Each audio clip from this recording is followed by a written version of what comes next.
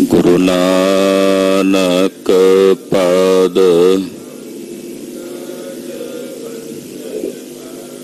पंकज सिमरो अंगद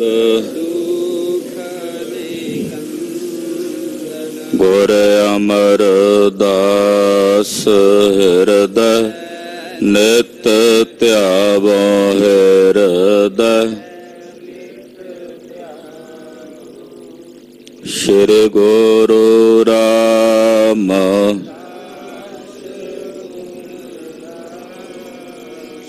गुरु अर्जन बेघनन के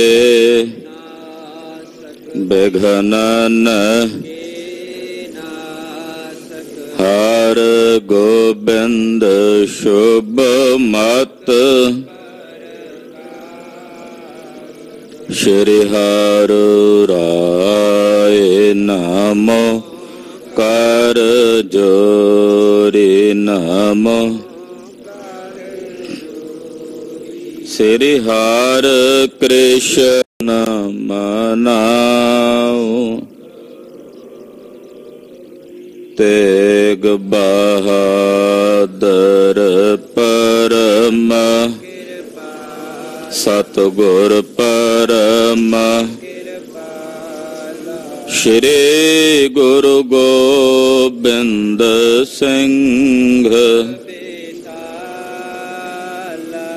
तरो तरा पर पुन पुन सीसा जी पुन पुन सीसा बंदो बार बार जगदीसा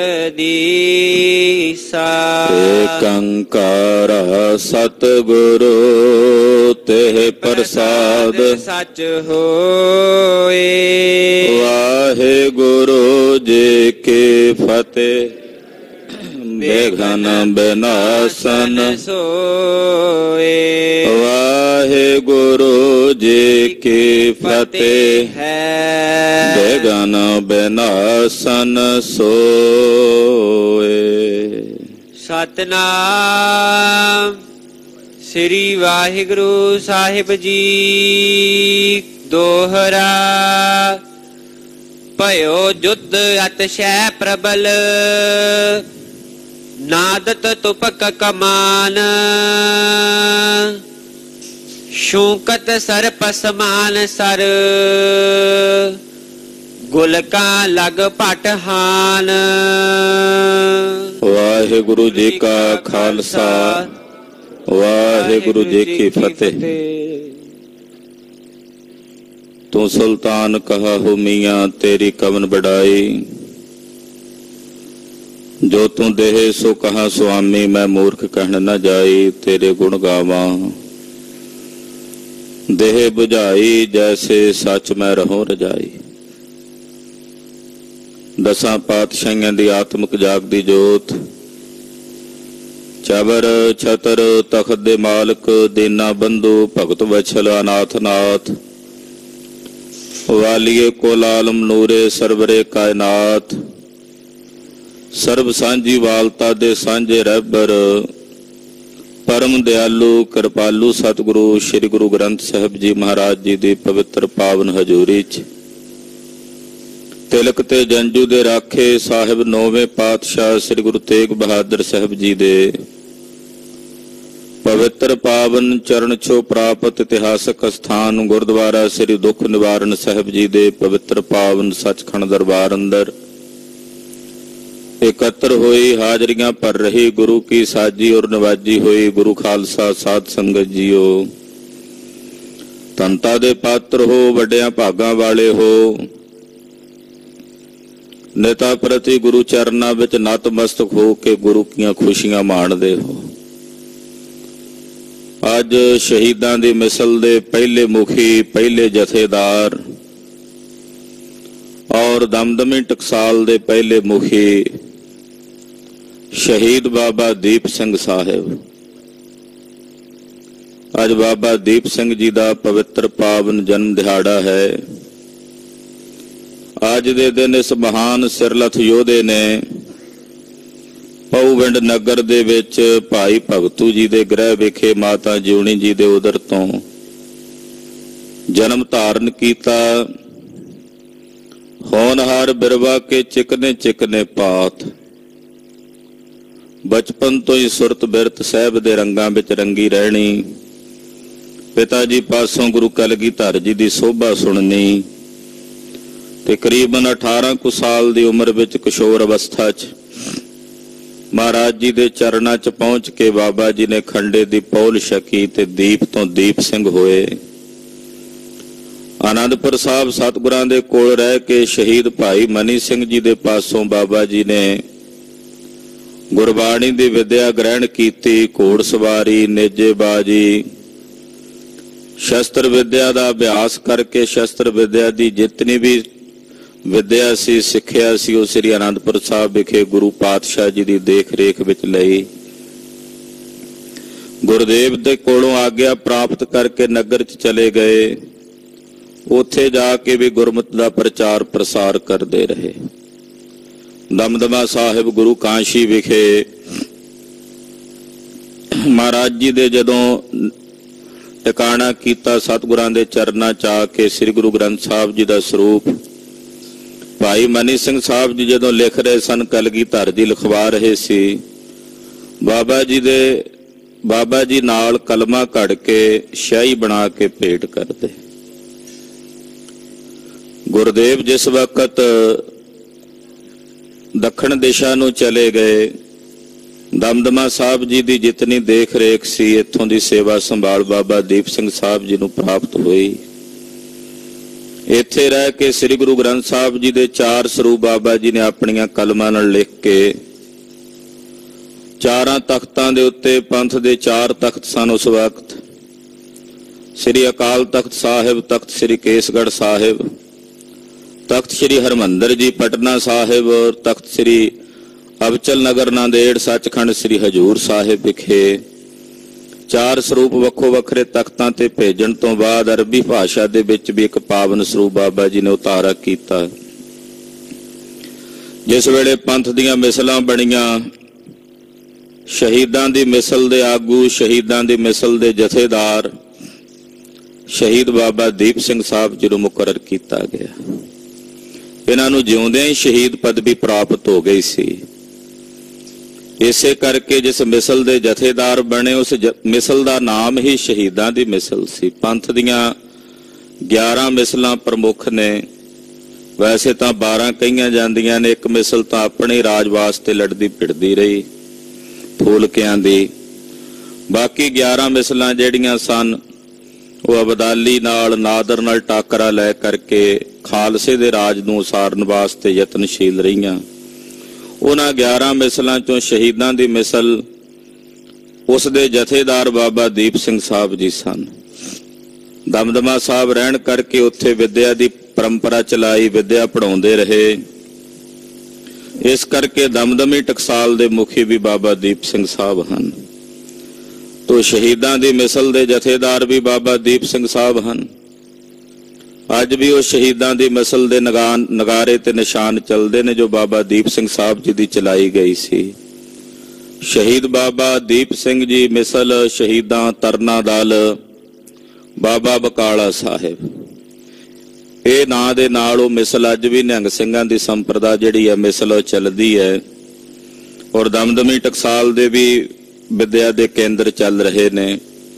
ਐਸੇ ਮਹਾਨ ਸ਼ਹੀਦ, ਸਿਰਲਥ ਯੋਧੇ, ਅਮਰ ਤੇ ਅਨੋਖੇ ਸ਼ਹੀਦ ਬਾਬਾ ਦੀਪ ਸਿੰਘ ਸਾਹਿਬ ਜੀ ਦੇ ਪਵਿੱਤਰ ਪਾਵਨ ਜਨਮ ਦਿਹਾੜੇ ਦੀਆਂ ਸਮੂਹ ਗੁਰੂ ਕੀਆਂ ਸਾਜੀਆਂ ਨਵਾਜੀਆਂ ਸੰਗਤਾਂ ਨੂੰ ਲੱਖ ਲੱਖ ਵਧਾਈਆਂ ਹੋਵਣ। ਗੁਰੂ ਪਾਤਸ਼ਾਹ ਕਿਰਪਾ ਕਰਨ, ਆਪਣੀ ਦਇਆ ਸਾਡੀ ਝੋਲੀ ਚ ਪਾਉਣ। ਸਾਹਿਬ ਜੀ ਦੀ ਸੇਵਾ ਕਰਦਿਆਂ, ਸਿਮਰਨ ਕਰਦਿਆਂ, ਬਾਣੀ ਪੜ੍ਹਦਿਆਂ, ਭਜਨ ਕਰਦਿਆਂ ਸਵਾਸ ਸਰੀਰ ਚੋਂ ਨਿਕਲਣ। ਚਮਕੌਰ ਸਾਹਿਬ ਜੀ ਦੇ ਜੰਗ ਦੀ ਕਥਾ ਆਪ ਜੀ ਸਰਵਣ ਕਰ ਰਹੇ ਹੋ। ਜਿਸ ਵੇਲੇ ਦੁਸ਼ਮਣ ਨੇੜੇ ਢੁਕਦੇ ਨੇ, ਸਿੰਘ ਕਿਲੇ ਚੋਂ ਬਾਹਰ ਜਾ ਕੇ ਸਤਿਗੁਰਾਂ ਦੀ ਆਗਿਆ ਲੈ ਕੇ ਲੜ ਕੇ ਸ਼ਹੀਦੀਆਂ ਪਾ ਰਹੇ ਨੇ। ਭਾਈ ਮਦਨ ਸਿੰਘ ਜੀ, ਭਾਈ ਕੋਠਾ ਸਿੰਘ ਜੀ, ਭਾਈ ਦੇਵਾ ਸਿੰਘ ਜੀ, ਭਾਈ ਖਜਾਨ ਸਿੰਘ ਜੀ, ਇਸੇ ਤਰ੍ਹਾਂ ਭਾਈ ਵੀਰ ਸਿੰਘ ਜੀ ਜੈਸੇ ਅਨੇਕਾਂ ਗੁਰਮੁਖ ਪਿਆਰੇ ਰਣ ਭੂਮੀ 'ਚ ਹਜ਼ਾਰਾਂ ਦੁਸ਼ਮਣਾਂ ਨੂੰ ਮਾਰਦਿਆਂ ਸ਼ਹਾਦਤ ਦਾ ਜਾਮ ਪ੍ਰਾਪਤ ਕਰ ਰਹੇ ਨੇ। ਬੜਾ ਭਾਰੀ ਗਹਿ ਗੱਚ ਜੰਗ ਹੋ ਰਿਹਾ ਹੈ। ਦੁਸ਼ਮਣਾਂ ਦਾ ਹੱਲੇ ਤੇ ਹੱਲਾ ਹੋ ਰਿਹਾ ਹੈ। ਹਰ ਹੱਲੇ ਨੂੰ ਗੁਰੂ ਕੇ ਸਿੰਘ ਬੜੀ ਬਹਾਦਰੀ ਨਾਲ ਰੋਕ ਕਰਕੇ ਲੜਦੇ ਨੇ ਔਰ ਦੁਸ਼ਮਣਾਂ ਦੇ ਹੱਲਿਆਂ ਨੂੰ ਤੋੜ ਕੇ ਮੋੜ ਕੇ ਪਿਛਾਂਹ ਨੂੰ ਤੋੜਦੇ ਨੇ। ਆਓ ਸ੍ਰੀ ਚਮਕੌਰ ਸਾਹਿਬ ਦਾ ਧਿਆਨ ਔਰ ਚਮਕੌਰ ਸਾਹਿਬ ਦੇ ਉਹਨਾਂ ਸਮੂਹ ਸਿਰਲੱਥ ਯੋਧਿਆਂ ਦਾ ਧਿਆਨ, ਸਾਹਿਬਜ਼ਾਦਾ ਬਾਬਾ ਅਜੀਤ ਸਿੰਘ, ਬਾਬਾ ਜੁਝਾਰ ਸਿੰਘ ਜੀ ਦਾ ਧਿਆਨ ਆਪਣੇ ਹਿਰਦਿਆਂ 'ਚ ਧਾਰਨ ਕਰੀਏ। ਬਾਜਾਂ ਵਾਲੇ ਚੋਜੀ ਪ੍ਰੀਤਮ ਗੁਰੂ ਕਲਗੀਧਰ ਪਾਤਸ਼ਾਹ ਦੀ ਮੂਰਤ ਨੂੰ ਹਿਰਦੇ 'ਚ ਵਸਾਈਏ। ਗੱਜ ਵੱਜ ਕੇ ਆਖੀਏ ਜੀ ਸਤਨਾਮ ਸ੍ਰੀ ਵਾਹਿਗੁਰੂ ਸਾਹਿਬ ਜੀ। ਸਤਨਾਮ ਸ੍ਰੀ ਵਾਹਿਗੁਰੂ ਸਾਹਿਬ ਜੀ। ਦੋਹਰਾ ਭਇਓ ਜੁਧ ਅਤਿਸ਼ੈ ਪ੍ਰਬਲ, ਨਾਦਤ ਤੁਪਕ ਕਮਾਨ। ਬੜਾ ਪ੍ਰਬਲ ਜੰਗ ਸ੍ਰੀ ਚਮਕੌਰ ਸਾਹਿਬ ਦੀ ਧਰਤੀ ਤੇ ਹੋ ਰਿਹਾ ਹੈ। ਹਜ਼ਾਰਾਂ ਦੀ ਗਿਣਤੀ ਵਿੱਚ ਬੰਦੂਕਾਂ ਦਾ ਨਾਦ, ਆਵਾਜ਼ ਜਿਹੜੀ ਆ ਉਹ ਸੁਣਾਈ ਦੇ ਰਹੀ ਹੈ। ਸ਼ੂਕਤ ਸਰਪ ਸਮਾਨ ਸਰ, ਗੁਲਕਾਂ ਲਗ ਭਟ ਹਾਨ। ਜਿੱਥੇ ਬੰਦੂਕਾਂ ਚੱਲ ਰਹੀਆਂ ਨੇ ਉੱਥੇ ਤੀਰ ਕਮਾਨ ਚੱਲ ਰਹੇ ਨੇ। ਤੀਰ ਜਿਵੇਂ ਸੱਪ ਸ਼ੌਂਕਦੇ ਹੁੰਦੇ ਨੇ, ਏਦਾਂ ਸ਼ੌਂਕਦੇ ਹੋਏ ਸਰਪਾਂ ਦੇ ਸਮਾਨ ਉੱਡ ਉੱਡ ਕੇ ਜਾਂਦੇ ਨੇ ਔਰ ਜਾ ਕੇ ਵੈਰੀਆਂ ਦੇ ਸਰੀਰਾਂ ਨੂੰ ਉਹਨਾਂ ਦੇ ਪ੍ਰਾਣ ਕੱਢਦੇ ਨੇ। ਗੋਲੀਆਂ ਚੱਲਦੀਆਂ ਨੇ, ਉਹ ਸੂਰਮਿਆਂ ਦੇ ਸਰੀਰਾਂ ਤੇ ਵੱਜ ਕੇ ਤਿਨਾਂ ਦੇ ਪ੍ਰਾਣਾਂ ਨੂੰ ਹਰਨ ਕਰਦੀਆਂ ਹਨ। ਭੁਜੰਗ ਭਰਿਆਤ ਛੰਦ, ਕਹਾਂ ਵੀਰ ਚਾਲੀ ਛੁਦਾਵੰਤ ਭਾਰੇ। ਕਿੱਥੇ ਕਲਗੀਧਰ ਜੀ ਦੇ ਕੇਵਲ 40 ਸਿੰਘ ਸਨ, ਉਹ ਵੀ ਕਈ ਮਹੀਨਿਆਂ ਦੇ ਭੁੱਖੇ ਹਨ, ਉਨੀਂਦਰੇ ਥੱਕੇ ਤੇ ਜ਼ਖਮੀ ਹਾਲਤ ਵਿੱਚ ਹਨ। ਕਹਾਂ 1 ਲੱਖ ਆਏ ਹਕਾਰੇ। ਕਿੱਥੇ 1 ਤੇ 9 ਯਾਨੀ ਕਿ 10 ਲੱਖ ਨਵੀਂ ਫੌਜ ਖਵਾਜੇ ਮਰਦੂਦ ਦੇ ਸੱਦੇ ਤੇ ਆਈ ਹੈ, ਚੜ ਕੇ 40 ਤੇ। ਅਭੂਤੰਗ ਬਿਰਤੰਤੰਗ ਸੁਣਿਓ ਦੇਵ ਜਾਲਾ। ਕਹਿੰਦੇ ਬੜਾ ਅਭੂਤਪੂਰਵ ਪ੍ਰਸੰਗ ਸੀ, ਬੜਾ ਅਦਭੁਤ ਅਸਚਰਜ ਪ੍ਰਸੰਗ ਸੀ ਇਸ ਜੰਗ ਦਾ। ਕਹਿੰਦੇ ਇਸ ਜੰਗ ਦਾ ਪ੍ਰਸੰਗ ਜਦੋਂ ਦੇਵਪੁਰੀ ਵਿੱਚ ਦੇਵਤਿਆਂ ਨੇ ਸੁਣਿਆ ਕਿ 40 10 ਲੱਖ ਨਾਲ ਲੜ ਰਹੇ ਨੇ, ਇਹ ਸੁਣ ਕੇ ਉਹ ਵੀ ਹੈਰਾਨ ਤੇ ਅਸਚਰਜ ਹੋਏ। ਮਿਲੇ ਇੱਕ ਥਾਨੰ ਅਚੰਭੈ ਬੇਸਾਲਾ। ਉਹ ਦੇਵਤੇ ਵੀ ਇੱਕ ਜਗ੍ਹਾ ਤੇ ਇਕੱਠੇ ਹੋ ਕੇ ਆਕਾਸ਼ ਵਿੱਚ ਆਏ ਨੇ ਤੇ ਬੜੇ ਅਚੰਭਤ ਹਨ, ਬੜੇ ਹੈਰਾਨ ਹਨ ਔਰ ਹੈਰਾਨੀ ਭਰੀ ਨਿਗਾਹ ਨਾਲ ਵੇਖਣ ਲਈ ਆਏ ਨੇ। ਕਲੀ ਕਾਲ ਮੈਂ ਏਵ ਕੈਸੇ ਲਰੰਤੇ। ਕਹਿੰਦੇ ਕਲੀ ਕਾਲ ਦਾ ਇਹੋ ਜਿਹਾ ਭਿਆਨਕ ਸਮਾਂ, ਇਸ ਕਲੀ ਕਾਲ ਦੇ ਸਮੇਂ 'ਚ 40 ਸਿੰਘ 10 ਲੱਖ ਨਾਲ ਕਿਵੇਂ ਲੜ ਰਹੇ ਨੇ, ਇਹ ਕਿੱਦਾਂ ਲੜ ਸਕਦੇ ਹਨ? ਇਹ ਵੇਖਣ ਲਈ ਦੇਵਤੇ ਦੇਵਪੁਰੀਆਂ ਵਿੱਚੋਂ ਆ ਰਹੇ ਨੇ। ਗੁਰੂ ਜੀ ਕਰਾਮਾਤ ਨਾ ਸੂਚੀ ਅੰਤੇ। ਕਹਿੰਦੇ ਫਿਰ ਗੁਰੂ ਸਾਹਿਬ ਜੀ ਕੋਈ ਕਰਾਮਾਤ ਵੀ ਨਹੀਂ ਵਿਖਾ ਰਹੇ, ਉਹ ਬਿਨਾਂ ਕਰਾਮਾਤ ਤੋਂ ਕੇਵਲ ਮਾਨਵੀ ਸਰੀਰ ਦੇ ਬਲ ਨਾਲ ਹੀ ਠਾਟ ਕਰਕੇ ਲੜ ਰਹੇ ਨੇ। ਅਸੰਭੈ ਮਹਾ ਤੇ ਅਚੰਭੈ ਬੇਲੰਦੇ। ਕਹਿੰਦੇ ਬੜਾ ਅਸੰਭਵ ਹੈ, ਇਹ ਅਸੰਭਵ ਹੈ ਕਿ 40 10 ਲੱਖ ਤੋਂ ਵੀ ਵੱਧ ਬੈਰੀਆਂ ਨਾਲ ਲੜਦੇ ਹੋਣ, ਪਰ ਕਹਿੰਦੇ ਅਸੰਭਵ ਹੈ, ਪਰ ਗੁਰੂ ਪਾਤਸ਼ਾਹ ਜੀ ਵਾਸਤੇ ਤੇ ਉਹਨਾਂ ਦੇ ਖਾਲਸੇ ਵਾਸਤੇ ਅਸੰਭਵ ਨਹੀਂ ਹੈ। ਦੇਵਤਿਆਂ ਵਾਸਤੇ ਵੀ ਅਸੰਭਵ ਹੈ ਕਿ ਕਰਾਮਾਤ ਤੋਂ ਬਿਨਾਂ 10 ਲੱਖ ਨਾਲ 40 ਦਾ ਲੜਨਾ। ਕਹਿੰਦੇ ਅਸੰਭਵ ਹੈ ਪਰ ਅਸਚਰਜ ਹੈ, ਹੈਰਾਨੀ ਭਰਿਆ ਚੋਜ ਹੈ। ਲੋਕਾਂ ਚੱਲੇ ਚਾਓ ਚੀਤੰ ਉਠੰਦੇ। ਔਰ ਬੜੇ ਚਾਅ ਨਾਲ, ਬੜੇ ਉਮਾਹ ਨਾਲ ਉਛਲ ਕੇ ਵੇਖਣ ਵਾਸਤੇ ਜਾਂਦੇ ਨੇ ਦੇਵਤੇ ਵੀ। ਅਰੂਡੇ ਬਿਮਾਨੰ ਪਿਆਨੰਤ ਆਏ। ਆਪਣੋ ਆਪਣੇ ਵਿਮਾਨਾਂ ਦੇ ਉੱਤੇ ਸਵਾਰ ਹੋ ਕੇ ਇੰਦਰਪੁਰੀ ਤੋਂ ਇੰਦਰ ਆਇਆ, ਬ੍ਰਹਮਪੁਰੀ ਤੋਂ ਬ੍ਰਹਮਾ ਜੀ ਆਏ, ਵਿਸ਼ਨੂਪੁਰੀ ਤੋਂ ਵਿਸ਼ਨੂੰ ਜੀ ਆਏ। ਸਾਰੇ ਦੇਵਤੇ ਆਪੋ ਆਪਣੇ ਵਿਮਾਨਾਂ ਤੇ ਜੰਗ ਵੇਖਣ ਵਾਸਤੇ ਚਮਕੌਰ ਸਾਹਿਬ ਦਾ, ਕਿਉਂਕਿ ਇਹ ਜੰਗ ਕਿਸੇ ਜਰ ਜੋਰੂ ਤੇ ਜ਼ਮੀਨ ਦੇ ਖਾਤਰ ਨਹੀਂ ਲੜਿਆ ਜਾ ਰਿਹਾ, ਇਹ ਜੰਗ ਧਰਮ ਦੀ ਰਾਖੀ ਵਾਸਤੇ ਲੜਿਆ ਜਾ ਰਿਹਾ ਹੈ, ਸਵੈ ਧਰਮ ਦੀ ਰਾਖੀ ਵਾਸਤੇ ਲੜਿਆ ਜਾ ਰਿਹਾ ਹੈ। ਇਸ ਧਰਮ ਯੁੱਧ ਨੂੰ ਵੇਖਣ ਵਾਸਤੇ ਦੇਵਤੇ ਵੀ ਵਿਮਾਨਾਂ ਤੇ ਸਵਾਰ ਹੋ ਕੇ ਆ ਰਹੇ ਨੇ। ਜਹਾਂ ਗਿਆਨ ਕੋ ਖੇਹਤੇ ਸੈਨ ਛਾਏ। ਜਿੱਥੇ ਸਾਰੇ ਪਾਸੇ ਦੁਸ਼ਮਣਾਂ ਦੀ ਫੌਜ ਹੈ, ਉੱਥੇ ਆਕਾਸ਼ ਦੇ ਵਿੱਚ ਦੇਵਤਿਆਂ ਦੇ ਵਿਮਾਨ ਆ ਕੇ ਛਾ ਗਏ ਹਨ। ਅਟਾਰੀ ਬਿਖੈ ਨਾਥ ਕੋ ਦੇਖ ਬੰਦੇ। ਕਹਿੰਦੇ ਜਦੋਂ ਦੇਵਤੇ ਵਿਮਾਨਾਂ ਤੇ ਸਵਾਰ ਹੋ ਕੇ ਆਕਾਸ਼ਚਾਰੀ ਹੋ ਕੇ ਆਏ ਨਾ, ਤੇ ਕਲਗੀਧਰ ਜੀ ਨੂੰ ਅਟਾਰੀ ਵਿੱਚ ਬੈਠਿਆਂ ਵੇਖਿਆ ਤੀਰ ਚਲਾਉਂਦਿਆਂ। ਸੀਸ ਤੇ ਸੋਹਣੀ ਕਲਗੀ ਤੇ ਜਗ੍ਹਾ ਵੇਖੀ ਹੈ। ਪਾਤਸ਼ਾਹ ਦੇ ਨੇਤਰਾਂ ਦੇ ਵਿੱਚ ਵੈਰੀਆਂ ਪ੍ਰਤੀ ਵੀਰ ਰਸ ਵੇਖਿਆ। ਕਲਗੀਧਰ ਜੀ ਨੂੰ ਅਟਾਰੀ 'ਚ ਵੇਖ ਕੇ ਦੇਵਤੇ ਮੱਥਾ ਟੇਕਦੇ ਹਨ, ਮਹਾਰਾਜ ਜੀ ਨੂੰ ਵੰਦਨਾ ਕਰਦੇ ਹਨ, ਸਤਿਗੁਰਾਂ ਨੂੰ ਬਾਰੰਬਾਰ ਪ੍ਰਣਾਮ ਕਰਦੇ ਨੇ। ਇਹ ਸਾਡੇ ਸਿਰਜਣਹਾਰ ਹਨ।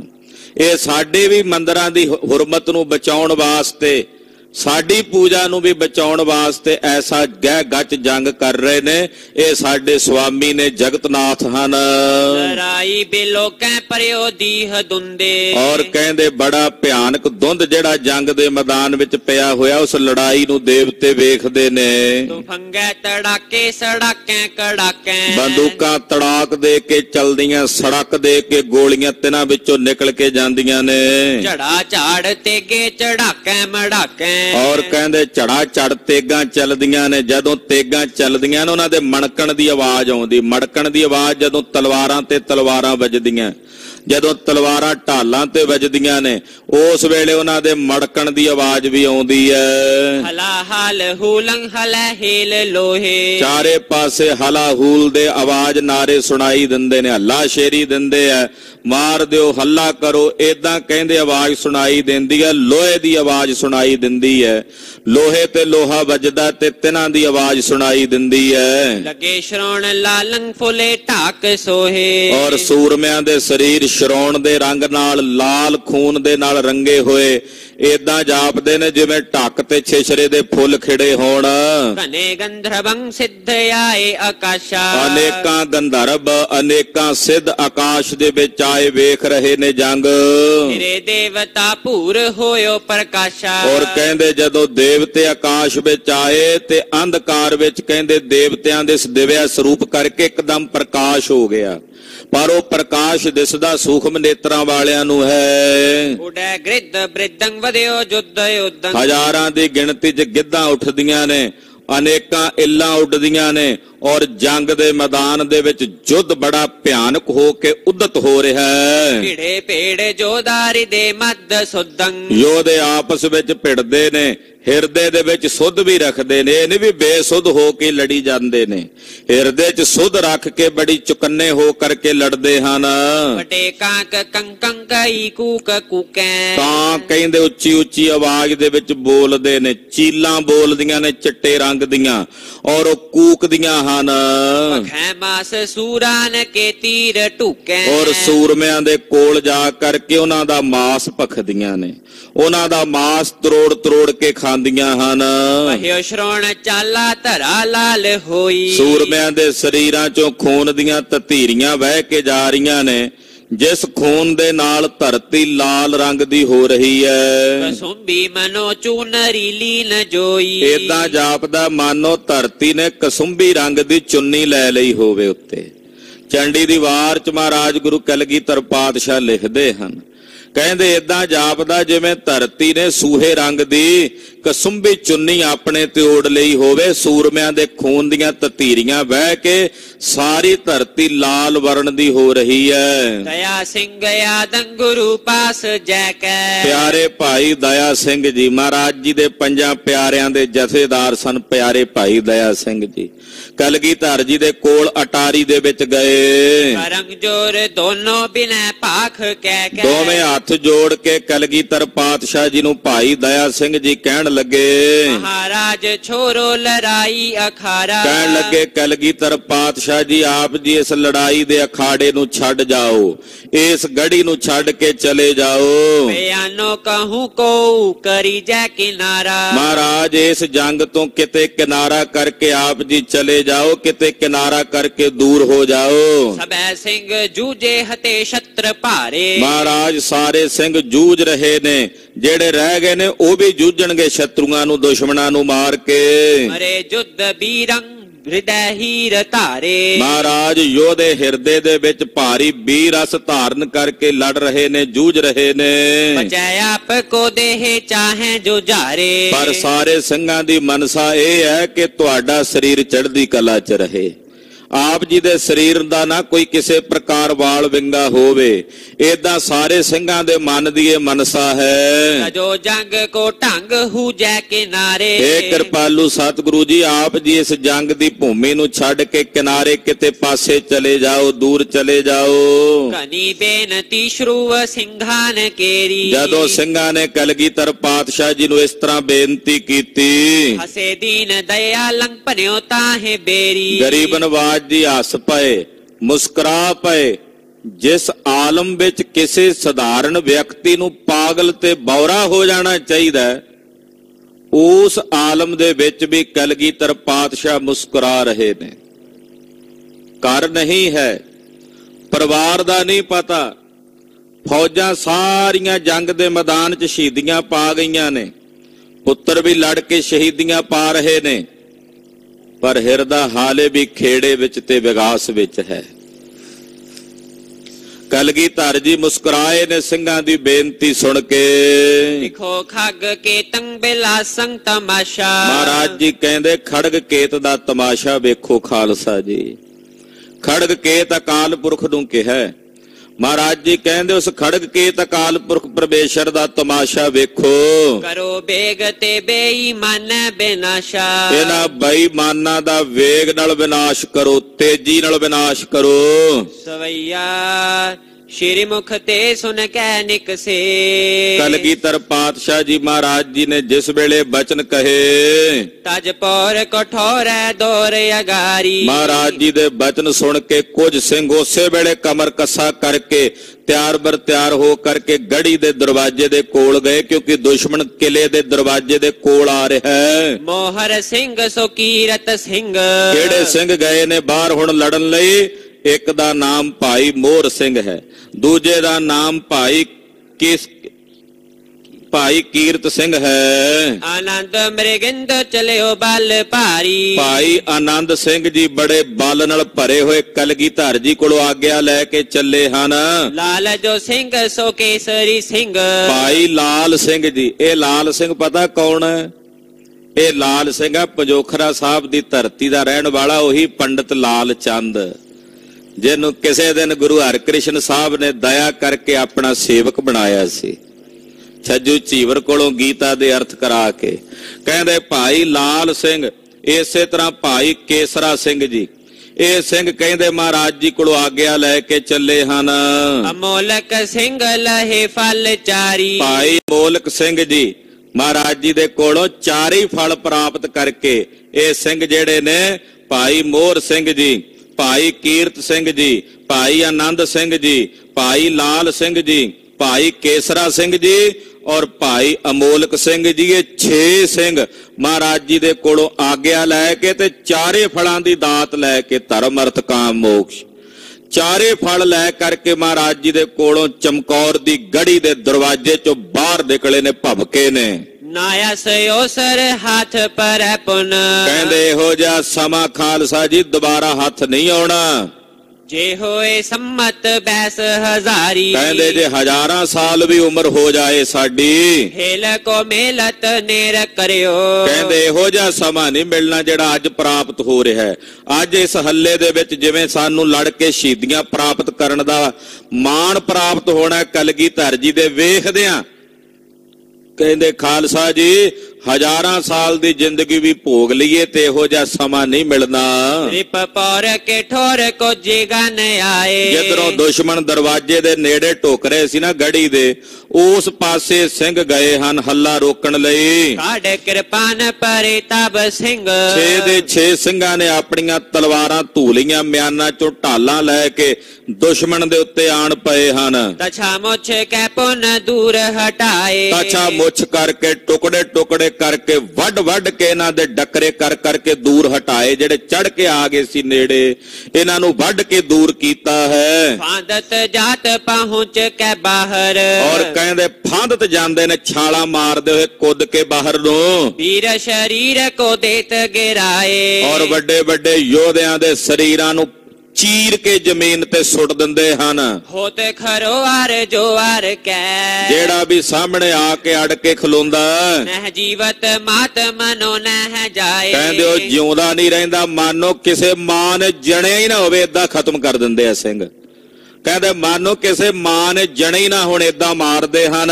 ਕਿਆ ਬਰਨੋ ਰਣ ਕੋ ਤਿਨ ਸਿੰਘਨ, ਭਾਈ ਸਾਹਿਬ ਕਹਿੰਦੇ ਮੈਂ ਕਿੱਥੋਂ ਤੱਕ ਵਰਣਨ ਕਰਾਂ ਗੁਰੂ ਪਾਤਸ਼ਾਹ ਦੇ ਸਿੰਘ ਕਿਵੇਂ ਬਹਾਦਰੀ ਨਾਲ ਲੜ ਰਹੇ ਨੇ। ਸਿੰਘਨ ਜੋ ਭਬਕਾਰ ਪਰੇ, ਕਹਿੰਦੇ ਜਿਵੇਂ ਬੱਬਰ ਸ਼ੇਰ ਭਬਕਾ ਮਾਰਦਾ ਨਾ, ਏਦਾਂ ਭਬਕਾਰ ਕੇ ਵੈਰੀ ਦੇ ਉੱਤੇ ਸ਼ੇਰਾਂ ਵਾਂਗੂ ਟੁੱਟ ਕੇ ਪੈਂਦੇ ਨੇ। ਸੈਂਕਰ ਸਤਰਨ ਕੋ ਤਨ ਗਾਰ, ਸੈਂਕੜੇ ਦੁਸ਼ਮਣਾਂ ਦੇ ਸਰੀਰਾਂ ਨੂੰ ਗਾਲ ਕੇ ਰੱਖ ਦਿੱਤਾ, ਯਾਨੀ ਕਿ ਕੱਟ ਕੇ ਰੱਖ ਦਿੱਤਾ।